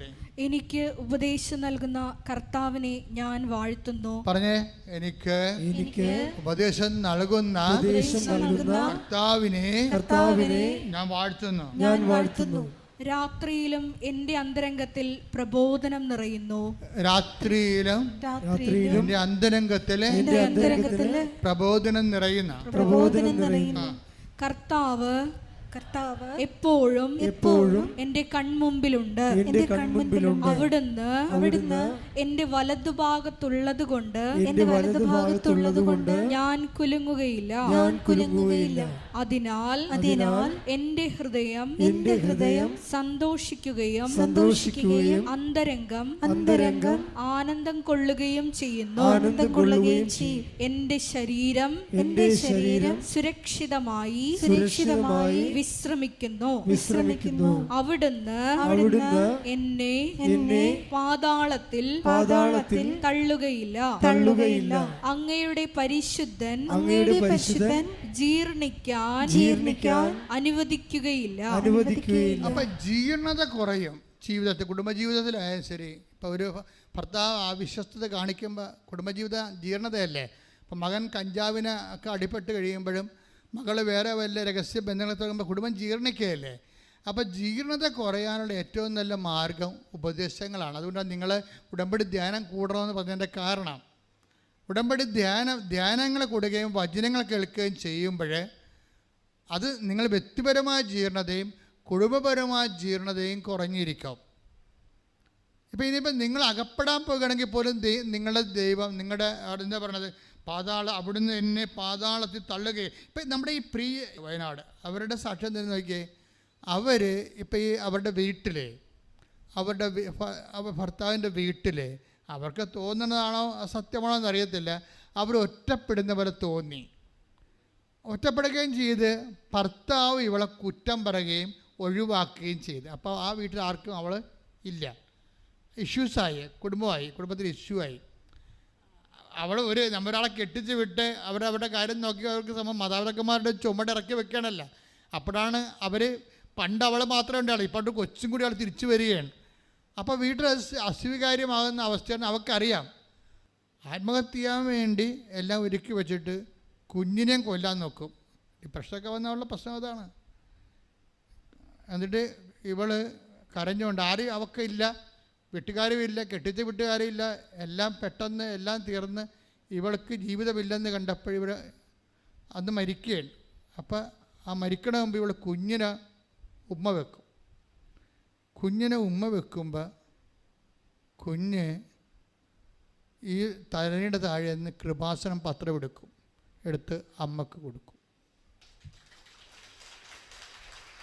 2 വയസ്സേ ഉള്ളെന്ന് ഓർക്കണം. എന്നിട്ട് കുഞ്ഞ് ഉറങ്ങിപ്പോവും. ഉറങ്ങിപ്പോകുമ്പോൾ ആ അമ്മ കുഞ്ഞ് ഉറങ്ങണതേ ദൈവം ഒരാളെ ജീർണിക്കണ്ട, എൻ്റെ നിർമ്മലൻ ജീർണിക്കാൻ അനുവദിക്കുകയില്ല. അതാണ് ജീർണിക്കാൻ പോകുമ്പോൾ ദൈവം സംരക്ഷിക്കേണ്ട. ഇത്രയും നാൾ അവളുടെ തിരക്കഭാഗത്ത് കൊന്തയും ബൈബിളും വെച്ചുകൊണ്ടിരുന്ന ദൈവത്തിനൊരു നന്ദിയുണ്ട് അവളോട്. അവൾ നശിക്കാൻ ദൈവം അനുവദിക്കണില്ല. ഭർത്താവ് ഉപേക്ഷിച്ചാലും നിൻ്റെ വീട്ടുകാർ നിൻ്റെ അപ്പനും അമ്മയും ഉപേക്ഷിച്ചാലും ഞാൻ നിന്നെ ഉപേക്ഷിക്കത്തില്ലെന്ന് കർത്താവിൻ്റെ വാഗ്ദാനമാണ്. കൈയടിച്ച് ശ്രദ്ധിക്കട്ടെ. ഹല്ലേലൂയ. രണ്ടാമത്തെ അത്ഭുതം എന്ന് പറയണത്, ഈ കുഞ്ഞ് 2 വയസ്സല്ലേ ഉള്ളൂ, കുഞ്ഞിന് അറിയത്തില്ല. കുഞ്ഞ് അത് എടുത്ത് കൊടുത്തിട്ട് ഉറങ്ങിപ്പോവും. പക്ഷെ കുഞ്ഞിൻ്റെ കൈ അവിടെ തലയ്ക്ക് ഭാഗത്ത് ബൈബിളിൽ അകത്ത് വെച്ചാണ് ഉറങ്ങണ കുഞ്ഞ്. അപ്പം ഇവളോട് പരിശുദ്ധാത്മാ പറയും കൈ അടയാളം വെച്ചിട്ട് എടുത്ത് വായിക്കാൻ പറയും.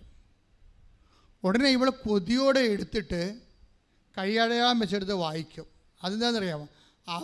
I have carved you out in my palm. അത് ഐസയാണ് 49:15. ഞാൻ നിന്നെ കണ്ടുകൊണ്ടിരിക്കണമെന്ന്. അതാണ് ഞാൻ നിന്നെ കണ്ടുകൊണ്ടിരിക്കണമെന്ന്. എന്നതിന് അർത്ഥം എന്താണ്? എൻ്റെ ഉള്ളം കയ്യിൽ ഞാൻ നിന്നെ കൊത്തി വെച്ചിരിക്കണം. എന്തിനാ? എനിക്കിടയ്ക്കിടയ്ക്ക് നോക്കാൻ, നീ എന്ത് ചെയ്യണം നോക്കാൻ. അതാണ് എനിക്ക് കണ്ടുകൊണ്ടിരിക്കണം. അപ്പനും നിന്നെ കാണത്തില്ല, നിൻ്റെ ഭർത്താവ് നിന്നെ കാണത്തില്ല, നിൻ്റെ ഭാര്യ നിന്നെ കാണാത്ത കാലമുണ്ടെങ്കിലും കർത്താവിൻ്റെ കണ്ണ് നിന്നെ കണ്ടുകൊണ്ടേയിരിക്കും. ശ്രുതികട ഹല്ലേലൂയ. പരിശുദ്ധ പരമദിവ്യകാരുണ്യത്തിന് എൻ്റെ മക്കളെ, ഉടമ്പടിയിലുള്ള ഈ ഉറങ്ങാത്ത ദൈവം, അതായത് ഞാൻ നിന്നെ കണ്ടുകൊണ്ട് I have carved you out in my palm, ഞാൻ നിന്നെ കണ്ടുകൊണ്ടിരിക്കാൻ എപ്പോഴും എൻ്റെ ഉള്ളം കൈയിൽ തന്നെ കൊത്തിവെച്ചിരിക്കണമെന്ന്. അതൊക്കെ ദൈവത്തിൻ്റെ പരമമായ സ്നേഹമാണ്. ആ സ്നേഹമാണ് ഈ പത്രമെടുത്ത് കൊടുക്കണത്. ആ സ്നേഹമാണ് അവൾ അടയാളം വെച്ചിരിക്കണ കൈ വായിക്കോള്. യെശയ്യാ 49:16. ഇതാ നിന്നെ ഞാൻ എൻ്റെ ഉള്ളം കയ്യിൽ രേഖപ്പെടുത്തിയിരിക്കുന്നു. അവളിത് ഈ രേഖപ്പെടുത്തിയിരിക്കണമെന്ന് പറഞ്ഞ് വായിച്ചപ്പോൾ തന്നെ ആളിന് വായനയുടെ അഭിഷേകം കിട്ടി. ആളിന് വായനയുടെ അഭിഷേകം കിട്ടിയിട്ട് പിന്നീട് വായിക്കണ എല്ലാം ദൈവം അവരോട് നേരിട്ട് അപ്പളെ ഇറങ്ങി വന്ന് കയ്യെ പിടിച്ച് പറയണ പോലെ തോന്നുന്നു. അതാണ് അഭിഷേകം കിട്ടിക്കഴിഞ്ഞാലുള്ള ഗുണം. അതാണ് ദൈവം നേരിട്ട് ഇറങ്ങി വന്ന് നമ്മുടെ കണ്ണിൽ നോക്കി നമ്മുടെ കയ്യെ പിടിച്ച്, അങ്ങനെയല്ലേ പറയണത്, ഞാൻ നിന്റെ മുഖത്ത് നോക്കി. Take the word of God. ശ്രദ്ധിക്കട്ടെ. സങ്കീർത്തനം 32:8. ഞാൻ നിന്നെ ഉപദേശിക്കാം. പറഞ്ഞേ, ഞാൻ നിന്നെ ഉപദേശിക്കാം. നീ നടക്കേണ്ട വഴി കാണിച്ചു തരാം. ഞാൻ നിന്റെ മേൽ ദൃഷ്ടി ഉറപ്പിച്ച് നിന്നെ ഉപദേശിക്കാം. വചനം അഭിഷേകമാകണം. എങ്ങനെയാണെന്നറിയാവോ? വചനം വായിക്കുമ്പോൾ ദൈവം നേരിട്ട് വന്ന് നമ്മുടെ കൈ പിടിച്ചുകൊണ്ട് കണ്ണി നോക്കി പറയണ പോലെ നമുക്ക് തോന്നും. അങ്ങനെ പറയുമ്പോൾ നമുക്കിങ്ങനെ നമ്മുടെ ഉള്ളിൽ അഭിഷേക ആനന്ദവും ആത്മശക്തിയൊക്കെ നിറയുമ്പോൾ അപ്പോൾ ഇനി നമുക്ക് എല്ലാത്തിനും ഇത് ഈ വചന വായന അവൾ അവസാനിപ്പിക്കുന്നത് 41:10. ഐശയ്യാ 41:10 എടുത്ത് ശ്രദ്ധിക്കട്ടെ. ഹല്ലേലൂയ. ഞാൻ നിന്നെ ശ്രദ്ധിക്കട്ടെ. 41:10 ഐശയ്യാ. ഭയപ്പെടേണ്ട. പറഞ്ഞ ഭയപ്പെടേണ്ട. ഞാൻ നിന്നോട് കൂടെയുണ്ട്. സംഭ്രമിക്കേണ്ട. ഞാനാണ് നിന്റെ ദൈവം. ഭയപ്പെടേണ്ട. ഞാൻ നിന്നോട് കൂടെയുണ്ട്. സംഭ്രമിക്കേണ്ട. ഞാനാണ് നിന്റെ ദൈവം. കൈയടിക്കട്ടെ. അതായത് എൻ്റെ മക്കളെ, ഉടമ്പടിയുടെ ഏറ്റവും വലിയ ആസ്തി ഭദ്രത എന്ന് പറയണത് അഭിഷേകപ്രകാരം വായിക്കാൻ പറ്റുന്നതാണ്. നിങ്ങളിപ്പോൾ ഉറക്കം തൂങ്ങാൻ നേരത്ത് കുറച്ച് നേരം വായിച്ചിട്ട് പറഞ്ഞാൽ അടച്ചു തല്ലി അവിടെ വെക്കുക, അങ്ങനെയല്ല. ഉടമ്പടി ഇത് വായിക്കണമെങ്കിൽ, ഈ സമ്പൂർണ്ണ ബൈബിൾ വായിക്കണമെങ്കിൽ, പുതിയ നിയമം വായിക്കണമെങ്കിൽ 72 മണിക്കൂർ മതി. ഞാൻ 72 മണിക്കൂർ കൊണ്ട് വായിച്ചിട്ടുള്ളതാണ്, അതുകൊണ്ട് പറയണത്. 72 മണിക്കൂർ കൊണ്ട് പുതിയ നിയമം. അപ്പോൾ അങ്ങനെയാണെങ്കിൽ 2-3 ദിവസം ഉണ്ടെങ്കിൽ, ഒരു 5 ദിവസം ഉണ്ടെങ്കിൽ ഇത് മുഴുവൻ വായിക്കാൻ പറ്റും. ഇത് വായിക്കണമെങ്കിൽ ഒരു അഭിഷേകം കിട്ടണമെങ്കിൽ ആളാണെങ്കിൽ 5 ദിവസം, അഭിഷേകത്തിന് 5 ദിവസമേ ഉള്ളൂ. അത് ഇങ്ങനെ വായിക്കുന്നതോറും ഇങ്ങനെ നമ്മുടെ ഉള്ളിൽ ദൈവസ്നേഹവും ദൈവ ശക്തിയൊക്കെ ഇങ്ങനെ നുരഞ്ഞ് പതഞ്ഞ് ഒഴുകി നമുക്ക്, അതായത് നമ്മൾ ശരിക്കും പറഞ്ഞാൽ ആധ്യാത്മികമായി ലഹരി പിടിച്ചു പോകും. അങ്ങനെ വന്നാൽ അതിൻ്റെ അർത്ഥം എന്താണ്? നീ വായന അഭിഷേകത്തിലായാൽ അതിൻ്റെ അർത്ഥം എന്താണ്? ദൈവം നിൻ്റെ കൂടെ സഞ്ചരിക്കാൻ തുടങ്ങിയിരിക്കുന്നു. ഇനി എന്താണ്? നീ നടക്കേണ്ട വഴി നിൻ്റെ മുഖത്ത് നോക്കി ഉപദേശിക്കാൻ തുടങ്ങി. ഇപ്പം ധന്യനെ ഉപദേശിച്ച് ധന്യോട് പറഞ്ഞു, കുഴപ്പമില്ല, നീ വീട്ടിൽ പോയിക്കോ. വീട്ടിൽ ചെന്നപ്പോൾ പിന്നെന്താ പ്രശ്നം? അപ്പൻ എന്ന് പറയുന്ന ആൾ ഭർത്താവിനെതിരെ കേസ് കൊടുത്തിരിക്കുകയാണ്, ഇവളുടെ അപ്പൻ. പക്ഷേ ഇവൾ വീട്ടിൽ ചെന്ന് കഴിയുമ്പോൾ അപ്പനൊരു പാലത്തെക്കൂടി സ്കൂട്ടിയും തള്ളിക്കൊണ്ട് പോകുമ്പോൾ പാല ഒടിഞ്ഞ് അപ്പൻ സ്കൂട്ടിയോടുകൂടി വെള്ളത്തിൽ പോകും. പിന്നെ ആരാണ്ട് കണ്ടു നിൽക്കുന്നവർ കട്ടിച്ച് രക്ഷപ്പെടുത്തി ആശുപത്രിയിൽ എത്തിക്കുമ്പോൾ എത്തിക്കുന്ന സമയത്ത് വേറെ സംഭവം നടക്കും. അതായത് ഈ അപ്പം വീണ സമയത്ത് ഭർത്താവ് കൊച്ചിനെ കാണാൻ വേണ്ടി ഇവളുടെ വീട്ടിലുള്ള സമയത്താണ് അപ്പം വീഴണത്. ഇതൊക്കെ ഈ അപ്പനൊക്കെ ഉന്തിത്തള്ളി വീഴിക്കണത് ആരാണ്? ഇതാണ് പ്രശ്നം. ഈ ഭർത്താവ് വീട്ടിൽ വരാറില്ല. ഒരു ദിവസം അയാൾക്ക് തോന്നി കൊച്ചിനെ വന്ന് കാണണമെന്ന്. കൊച്ചിനെ കാണാൻ വേണ്ടി ഭർത്താവ് വീട്ടിൽ വരുമ്പോൾ അപ്പം പാലത്തിൽ നിന്ന് വീഴും. പിന്നെ എന്താ ചെയ്യണത്? അപ്പനെയും കൊണ്ട് മരുമകൻ ആശുപത്രിയിൽ പോകും. ആശുപത്രിയിൽ പോകുമ്പോൾ പല അസ്ഥികളും വിട്ടുപോകും സ്കാൻ ചെയ്യുമ്പോൾ. അപ്പോൾ അവൾ കണ്ണീരോടെ പറയും, എന്താ പറഞ്ഞത്? കർത്താവേ, ഞാൻ കൃപാസനത്തിൽ വന്ന് സാക്ഷ്യം പറഞ്ഞോളാം, നാളെ എക്സ്റേ എടുക്കുമ്പോൾ അസ്ഥി കൂടിയിരിക്കണമെന്ന് പറയും. അതുപോലെ ഒരു നാളെ അസ്ഥി എടുക്കുമ്പോൾ അപ്പൻ്റെ അസ്ഥി കൂടിയിരിക്കും. ആ പ്രാർത്ഥനയുടെ രീതിയാണ്. പക്ഷേ വിഷയം സെറ്റിൽഡായി. എന്താണ്? അമ്മായിയപ്പനും മരുമകനും സ്നേഹമായി, ഭാര്യയും ഭർത്താവും സ്നേഹമായി, കുടുംബം സെറ്റായി. അവളിപ്പോൾ അത് പറയാൻ വേണ്ടി ഇവിടെ വന്നപ്പോൾ ജീന സിസ്റ്റർ പറഞ്ഞ്, നീ ഇനി വരുമ്പോൾ അപ്പനെയും പിടിച്ചോണ്ട് വരണം, എന്നിട്ട് സാക്ഷ്യം പറയാമെന്ന് പറഞ്ഞു. അപ്പനെയും പിടിച്ചോണ്ട് വരികയല്ല, നീ വിസായും കൊണ്ട് വരണമെന്ന് പറഞ്ഞേ, വിദേശത്തേക്കുള്ള. അപ്പോൾ പറയും, ഞാൻ അപേക്ഷ പോലും കൊടുത്തില്ല, ഞാൻ വിസായും കൊണ്ട് വരണത്. സിസ്റ്റർ പറയാം, നീ പോയി വാന്ന് പറയും. പക്ഷേ അവൾ ഇന്നലെ വന്നപ്പോൾ അവളുടെ വിസയുടെ പ്രോസസ്സിങ് എല്ലാം കഴിഞ്ഞിരിക്കണം, അപ്പനെയും കൊണ്ട് വന്നിരിക്കണം സാക്ഷ്യം പറയാം. Hallelujah, hallelujah.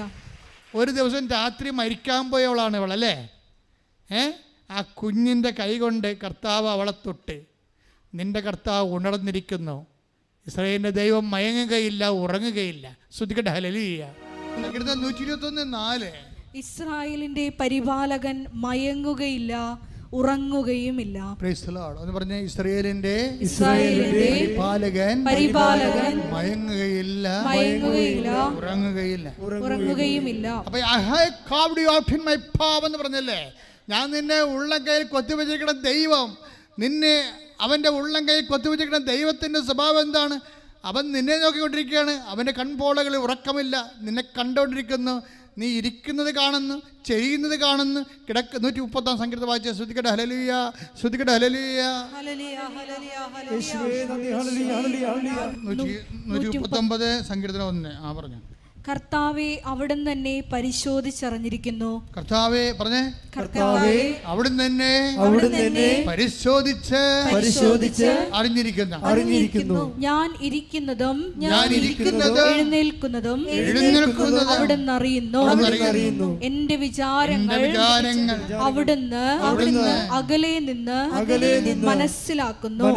അപ്പൊ ഇവിടെ ആത്മഹത്യ ചെയ്യാൻ പോയത് കാര്യമേ കർത്താവ് മനസ്സിലാക്കുന്നെന്നാണ്. അതാണ് സംഭവം.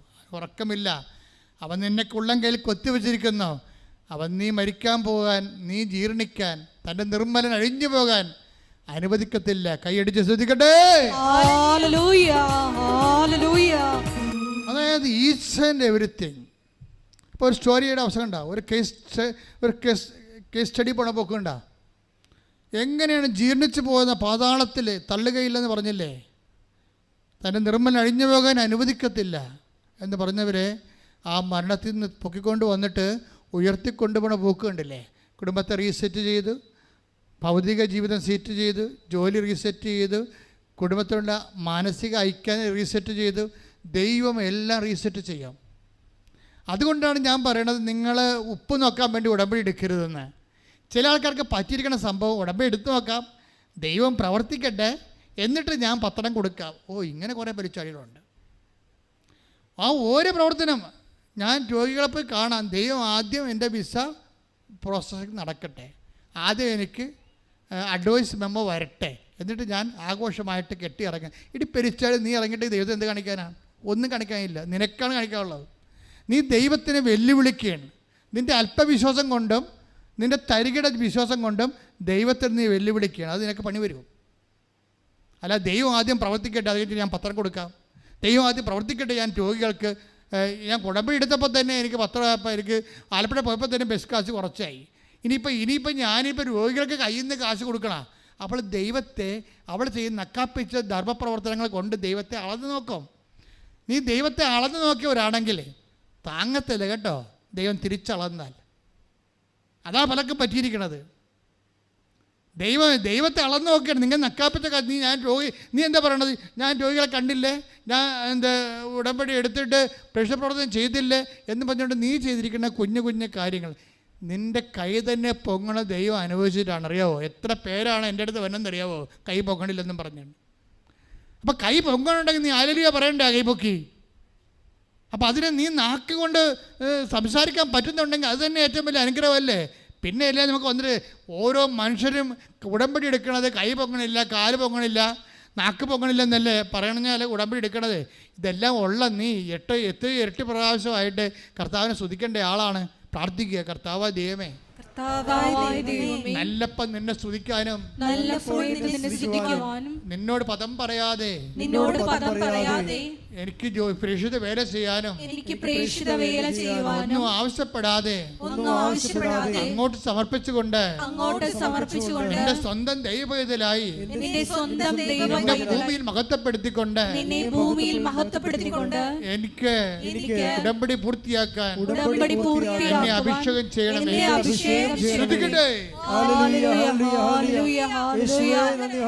സാക്ഷ്യം വായിച്ചപ്പോഴാണ് എൻ്റെ മനസ്സിൽ ഇത് ഓർമ്മ വന്നത്. ശ്രീകുമാരൻ നിങ്ങൾ കണ്ടില്ലേ? നമ്മൾ ആദ്യം സാക്ഷ്യത്തിട്ട് ശ്രീകുമാർ വിട്ടുപോയി. ശ്രീകുമാരൻ്റെ പ്രശ്നം എന്താണ്? ശ്രീകുമാർ ഒരു NRI പാർട്ടിയാണ്. നാട്ടിൽ വന്നപ്പോൾ കാലിന് കാശിൻ്റെ കയ്യിലില്ല, കാശ് മുടക്കാൻ നിവർത്തിയില്ല. കാശില്ലല്ലോ, ജോലിക്ക് എവിടെയെങ്കിലും പോയി ജോലിക്ക് മുടക്കാൻ വേണ്ടി ഒരു ബിസിനസ് ചെയ്യാൻ വേണ്ടി കാശില്ല. അപ്പോൾ നാട്ടിൽ വന്നൊരു ജീവച്ഛവമായിട്ട് ഇങ്ങനെ ഗതികിട്ട പ്രേതമായിട്ട് നടക്കുകയാണ്. അപ്പോഴാണ് ഇവൻ വന്ന് ഉടമ്പടി എടുക്കണത്. ഉടമ്പടി എടുത്തപ്പോൾ അവന് തോന്നി സർക്കാരിൻ്റെ ജോലിയില്ലേ, സർക്കാരിൻ്റെ ഈ PWD വർക്കില്ലേ, അതിൻ്റെ കോൺട്രാക്റ്റ് എടുക്കാമെന്ന് പറഞ്ഞു. പക്ഷേ അതിന് രജിസ്ട്രേഷൻ നടത്തണം. അപ്പോൾ അതിന് ബാങ്ക് ബാലൻസ് ഉണ്ടാവണം.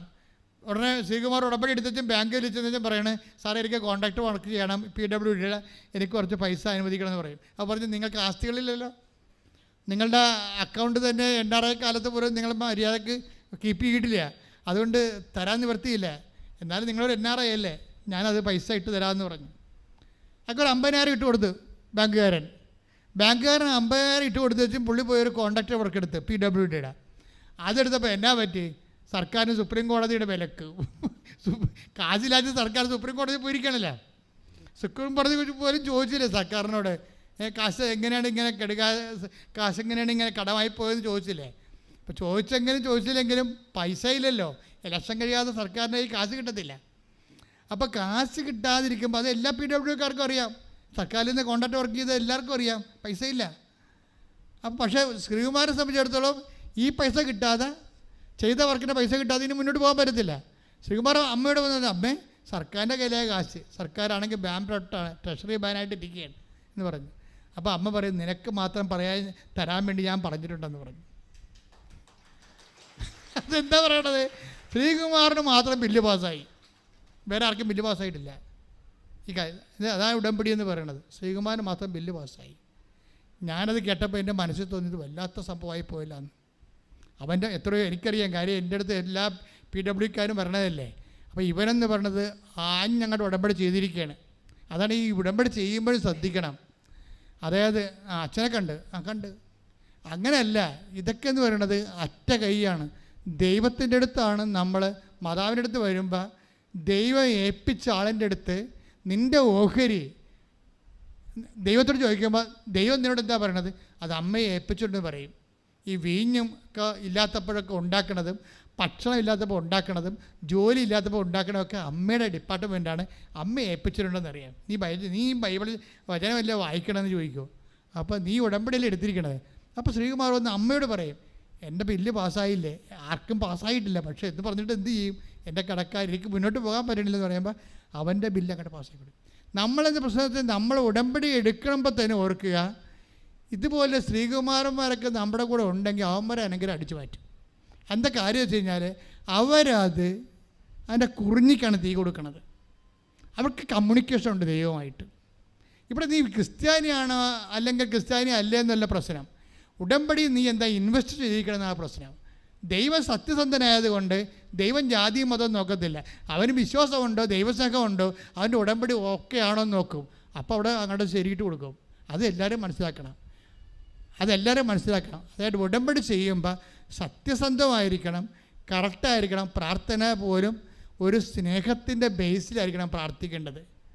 ഒരു സ്നേഹത്തിൻ്റെ ബേസിലേ ദൈവത്തിൻ്റെ മുമ്പിൽ വരുമ്പോൾ അപ്പം നമുക്കത് മനസ്സിലാകും. പ്രാർത്ഥന കഴിയുമ്പോൾ നിനക്ക് മനസ്സിലാക്കണം ദൈവം സ്നേഹമാണെന്ന്. അപ്പോഴാണ് പ്രാർത്ഥന നീ ചെയ്തത് പ്രാർത്ഥനയാണോ എന്ന് നമുക്ക് നിനക്ക് മനസ്സിലാകണം. ഒരു പ്രാർത്ഥന കഴിയുമ്പോൾ നിൻ്റെ മനസ്സിൽ മനസ്സിലാക്കണം ദൈവം സ്നേഹമാണെന്ന്. അപ്പോഴാണ് നിൻ്റെ പ്രാർത്ഥനയാണോ എന്ന് ദൈവം മനസ്സിലാക്കുന്നത്. അതാണ് ഇത്. കാരണം സ്നേഹത്തിലേ പ്രാർത്ഥിക്കാൻ പറ്റത്തുള്ളൂ. അല്ല താത്വികവുമായിട്ടും സാങ്കേതികമായിട്ടും ഡിമാൻഡ് വെച്ച് നമുക്കൊന്നും ചെയ്യാൻ പറ്റത്തില്ല.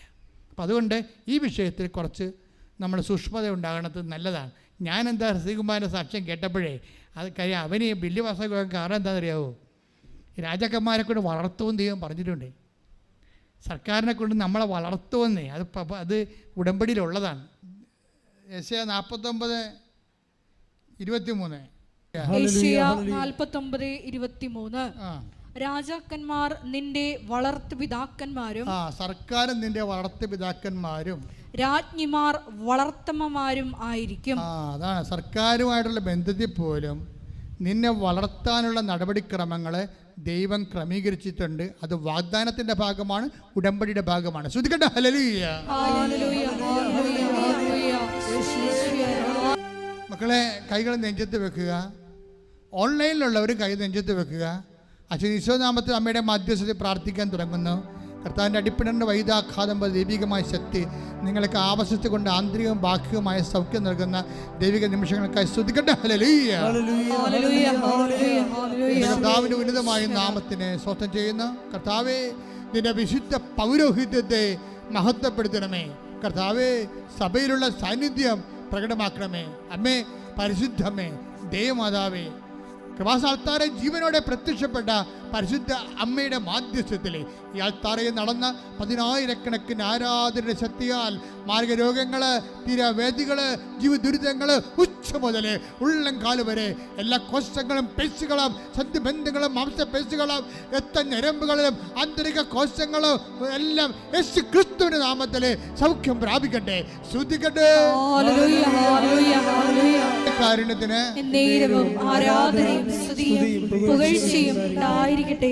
എൻ്റെ പ്രിയപ്പെട്ടവരെ, വീണ്ടും ശാരീരിക രോഗങ്ങളുടെ മേലും കർത്താവ് ആധിപത്യം പ്രഖ്യാപിക്കുന്ന സമയമാണ്. നിൻ്റെ രോഗങ്ങളുള്ള സ്ഥലങ്ങളെല്ലാം ഞാൻ കൈവച്ച് പ്രാർത്ഥിക്കാം. ഒന്നിലേറെ രോഗങ്ങളുണ്ടെങ്കിൽ കൈ മാറ്റി വെച്ച് പ്രാർത്ഥിക്കാം. അച്ഛൻ പ്രാർത്ഥിക്കുന്ന സമയത്ത് കർത്താവിൻ്റെ കരുണ നിന്നെ ആവശ്യിക്കുന്ന സമയമാണ്. അമ്മമാതാവിൻ്റെ കൃപാസനാക്കുന്ന ഓരോ സൗഖ്യവും അമ്മമാതാവിൻ്റെ പ്രത്യക്ഷീകരണത്തിന് സ്ഥിരീകരണത്തിൻ്റെ സ്വർഗീയ അടയാളമാണെന്നുള്ള ബോധ്യത്തിൽ ശ്രദ്ധിക്കട്ടെ. എൻ്റെ കർത്താവേ, നിന്റെ ഉന്നതമായ നാമത്തിന് സ്തോത്രം ചെയ്യുന്നു. എൻ്റെ കർത്താവേ, നിന്റെ വിശുദ്ധ പൗരോഹിത്യത്തെ മഹത്വപ്പെടുത്തണമേ. എൻ്റെ കർത്താവേ, ഞാൻ ഈ വർഷങ്ങളെ അടുപ്പിച്ചിട്ടുള്ള എല്ലാ ദിവ്യബലികളെയും ആരാധന നീ ഓർക്കണമേ. എൻ്റെ കർത്താവേ, ഇവിടുന്ന് ആശ്വാസം പ്രാപിച്ചു പോയിട്ടുള്ളവരെ, ഇവിടുന്ന് വിശുദ്ധീകരിച്ച് പോയിട്ടുള്ളവരെ കർത്താവേ, ഞങ്ങളുടെ സ്വർഗീയ ആസ്തികളെ കർത്താവേ നീ ഓർക്കണമെന്ന് പ്രാർത്ഥിക്കുന്നു. എൻ്റെ കർത്താവേ, നിന്റെ വിശുദ്ധ രക്തം കർത്താവേ ഇപ്പോൾ ഓൺലൈനിലും തീർത്ഥാടനത്തിലും പ്രാർത്ഥിക്കുന്ന മക്കളുടെ മേൽ ശിരസിലൊക്കെ തളിക്കണമെന്ന് പ്രാർത്ഥിക്കുന്നു. കൊശങ്ങൾ, പെശുകൾ, ഞരമ്പുകൾ, ഓട്ടിസം രോഗങ്ങൾ, അത് അപസ്മ രോഗങ്ങൾ, RSS രോഗങ്ങൾ, PCOD രോഗങ്ങൾ, കർത്താവേ വാതരോഗങ്ങൾ യേശുവിൻ്റെ നാമത്തിൽ സൗഖ്യമാകട്ടെ. മക്കളില്ലാത്തവരെ ഈശോയെ ഗർഭത്തിൽ മക്കൾ മരിച്ചു പോകുന്ന അവസ്ഥയുള്ള ഉദരങ്ങൾക്ക് വിശുദ്ധമായ രക്തത്തെ കഴുകണമെന്ന് പ്രാർത്ഥിക്കുന്നു. ശ്വാസകോശങ്ങൾ കഴുകണമേ. ഹൃദയത്തിൽ ബ്ലോക്കുള്ളവരെയും ഹൃദയത്തെ അസുഖങ്ങളെ ഗുരുതരമായ സങ്കടങ്ങൾ അനുഭവിക്കുന്നവരെ അങ്ങ് ഇപ്പോൾ ഓർക്കണമേ എന്ന് പ്രാർത്ഥിക്കുന്നു. കർത്താവേ, നിന്റെ ആണിപ്രധാന വലത് കരത്താൽ ഹൃദയത്തെയും കരളിനെയും സ്പർശിക്കണമേ. കർത്താവെ, പാങ്ക്രിയാസിനെ സ്പർശിക്കണമേ, തൈരോയിഡിനെ സ്പർശിക്കണമേ, സ്പോണ്ടിലോസിനെ സ്പർശിക്കണമേ. എല്ലാ ഗ്രന്ഥികളും, എല്ലാ പേശികളും, എല്ലാ കുടലുകളും, എല്ലാ ആമാശയങ്ങളും യേശു ക്രിസ്തുവിന്റെ നാമത്തിൽ സൗഖ്യപ്പെടട്ടെ. മക്കളെ കൈ നെഞ്ചത്ത് പിണച്ചു വെക്കുക. ജോലിയില്ലാത്തവരെ അവർക്ക് വേണ്ടി പ്രാർത്ഥിക്കുന്ന സമയമാണ്. ജോലിയില്ലാത്തവർ, വീടില്ലാത്തവർ, വഴിയില്ലാത്തവർ, പഠനത്തിൻ്റെ പരീക്ഷകൾ എഴുതിയിട്ട് റിസൾട്ടിന് വേണ്ടി കാത്തിരിക്കുന്നവരെ ഇപ്പോൾ നെഞ്ചത്ത് വെച്ച് കൈവച്ച് പ്രാർത്ഥിക്കേണ്ടതാണ്. പലതരം വിസ പ്രോസസ്സിങ്ങിനുള്ള ഇരിക്കുന്നവരും പ്രാർത്ഥിക്കേണ്ട സമയമാണ്. ഭവനരഹിതർ പ്രാർത്ഥിക്കേണ്ട സമയമാണ്. ജോലിക്ക് തടസ്സമുള്ളവർ, ഓഫീസിൽ പ്രോബ്ലമുള്ളവർ, അന്യദേശങ്ങളിൽ ജയിലിലായിരിക്കുന്നവർ, നിങ്ങളെക്കുറിച്ച് കേസുകളുള്ളവർ ഇപ്പോൾ പ്രാർത്ഥിക്കേണ്ട സമയമാണ്. മാതാവേ, അപ്പോൾ മാതാവിൻ്റെ മധ്യസ്ഥത്തിൽ ഞാൻ എല്ലാവരും സമർപ്പിച്ച് പ്രാർത്ഥിക്കുന്നു. ഞങ്ങളുടെ കഴിവല്ല, ഞങ്ങളുടെ യോഗ്യതയല്ല. അമ്മ ഈ വിഷയം ഏറ്റെടുക്കണം പ്രാർത്ഥിക്കുന്നു. മക്കൾ എന്ത് അവസ്ഥയിലായാലും അമ്മയാവുമ്പോഴേ തീർച്ചയായിട്ടും അവർക്ക് ആശ്വാസം നൽകുന്ന ഈ നിമിഷങ്ങളിൽ അവർ ദൈവത്തെ അറിഞ്ഞ് ജീവിക്കാൻ അവരുടെ പാപങ്ങളെ അങ്ങ് അവഗണിച്ചുകൊണ്ട് അവരുടെ കണ്ണുനീരിന് അങ്ങ് ഓർത്തുകൊണ്ട് ഈ നിമിഷം അവരെ സ്പർശിക്കണം പ്രാർത്ഥിക്കുന്നു. അവർ ക്രിസ്തുവിനെ അറിഞ്ഞ് ജീവിക്കാൻ അവരിപ്പോൾ അനുഭവിക്കുന്ന സങ്കടങ്ങളിലും ജീവിത ദുർഘടങ്ങളിലും യേശു ക്രിസ്തുവിന്റെ ഉന്നതമായ നാമത്തിൽ പൂർണ്ണമായി മാറിപ്പോകട്ടെ. ശ്രദ്ധിക്കട്ടെ. എല്ലാ ജീവിത ദുരിതങ്ങളും തടസ്സങ്ങളും മാറിക്കൊണ്ട് ആരാധനയിലൂടെ അങ്ങയുടെ നാമത്തെ മഹത്വപ്പെടുത്തണമേ. മക്കളെ സന്തോഷത്തോടെ മുട്ടുന്നേ. എന്തെങ്കിലും കാര്യങ്ങൾ വ്യക്തിപരമായിട്ടുണ്ടെങ്കിൽ ഇപ്പോൾ ഈശോയുടെ തിരുസേനയിൽ കൈകൾ കുത്തി കണ്ണ് നിറഞ്ഞുകൊണ്ട് കർത്താവിൻ്റെ തിരുസേനയെ സമർപ്പിക്കട്ടെ. നിന്റെ അനുഗ്രഹത്തിന്റെ സമയമാണിത്. നിനക്ക് വേണ്ടി മാത്രം സ്വർഗം തുറക്കുന്ന സമയം. ശ്രദ്ധിക്കട്ടെ. Hallelujah, hallelujah, hallelujah. നിന്റെ അനുഗ്രഹത്തിന്റെ വലത് കരം നീട്ടണമെന്ന് പ്രാർത്ഥിക്കുന്ന കർത്താവ്, നിന്റെ വിശുദ്ധ പൗരോഹിത്യത്തെ അങ്ങ് അനുസ്മരിക്കണമെന്ന് പ്രാർത്ഥിക്കുന്ന കർത്താവ്, നാമത്തെ മഹത്വപ്പെടുത്താൻ പ്രാർത്ഥിക്കുന്ന കർത്താവ്, ഈ മക്കൾ അങ്ങയുടെ ദിവസത്തിന്റെ ഉടമ്പടികളും പ്രാർത്ഥനകളും അങ്ങ് ഇപ്പോൾ ഏറ്റെടുക്കണം പ്രാർത്ഥിക്കുന്ന ഓൺലൈനിൽ പ്രാർത്ഥിക്കുന്നവര്, അവരുടെ ജോലി, വീട്, വിവാഹം, മക്കളില്ലാത്ത അവസ്ഥകൾ, ജീവിതത്തിൽ സാമ്പത്തിക കടങ്ങൾ, ജപ്തി നടപടികൾ, സ്ഥലം വിൽക്കാനുള്ളവർ, സ്ഥലം വാങ്ങാനുള്ളവർ, വീടില്ലാത്തവർ, എല്ലാ മക്കൾ ദുർനടപ്പിൽ പോയവരെ, തെറ്റായ പ്രണയബന്ധങ്ങൾ കുരുങ്ങിപ്പോയവരെ, കേസിൽ അകപ്പെട്ടിരിക്കുന്നവര്, യേശു ക്രിസ്തുവിന്റെ വിശുദ്ധമായ രക്തം തളിക്കപ്പെടട്ടെ. യേശുവിന്റെ നാമത്തിൽ ബന്ധനങ്ങൾ അഴിഞ്ഞു മാറട്ടെ. ശ്രദ്ധിക്കട്ടെ.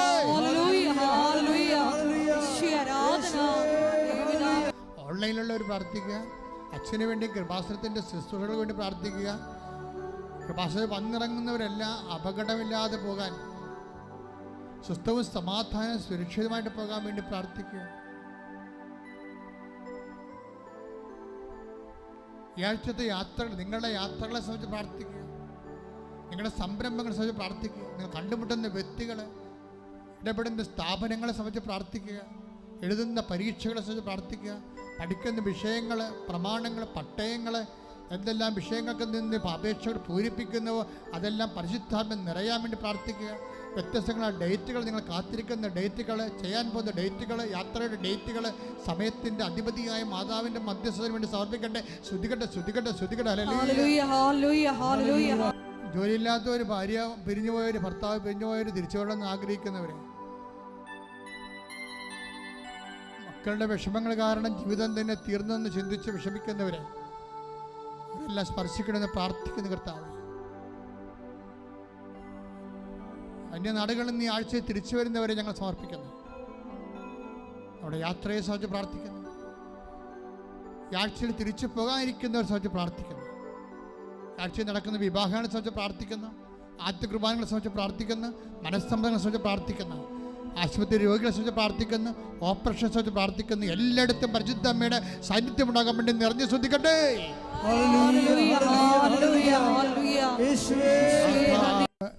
സമാപന ആശീർവാദം സ്വീകരിക്കാം. സന്തോഷം സ്വീകരിക്കാം. ആശീർവാദ സമയത്തും കർത്താവ് നിങ്ങൾ അനുഗ്രഹിക്കുക. അമ്മ നിങ്ങൾക്ക് വേണ്ടി ഈ നിമിഷം മധ്യസ്ഥം വഹിക്കുന്നു. Price the Lord. ഒരിക്കൽ കൂടി മരിയൻ ഉടമ്പടിയിൽ സമർപ്പിച്ചിരിക്കുന്ന എല്ലാ വിഷയങ്ങളും ദേവമാതാവിൻ്റെ മധ്യസ്ഥയിലെ ദിവ്യകാരുണ്യ സന്നിധിയിൽ സമർപ്പിച്ച് നമുക്കൊരു നിമിഷം മൗനമായിട്ട് പ്രാർത്ഥിക്കാം. നിന്നെ ഉള്ളം കൈയിൽ രേഖപ്പെടുത്തിയിരിക്കുന്ന അവിടുത്തെ സ്നേഹം ഈ ആരാധനയിലൂടെ ഞങ്ങൾക്ക് വെളിപ്പെടുത്തി തന്നതിന് നന്ദി പറയുന്നു.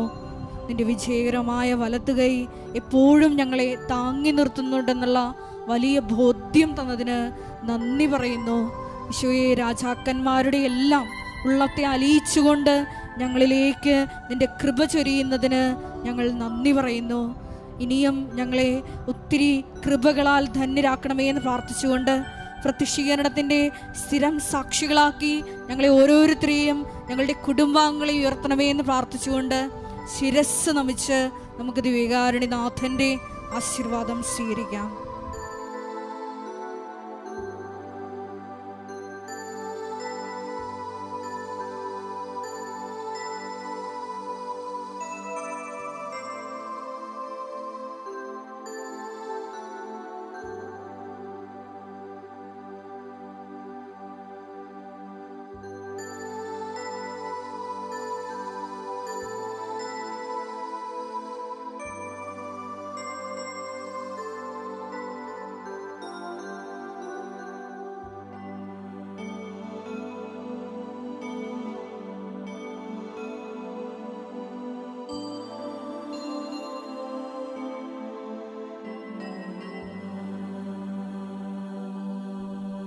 പരിശുദ്ധ പരമമാ ദിവ്യകാരുണ്യമേ,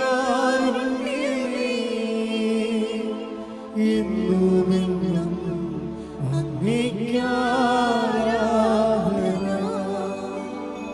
പരിശുദ്ധ പരമമാ ദിവ്യകാരുണ്യമേ, എന്നുമെന്നും അങ്ങേയ്ക്ക് ആരാധന. പരിശുദ്ധ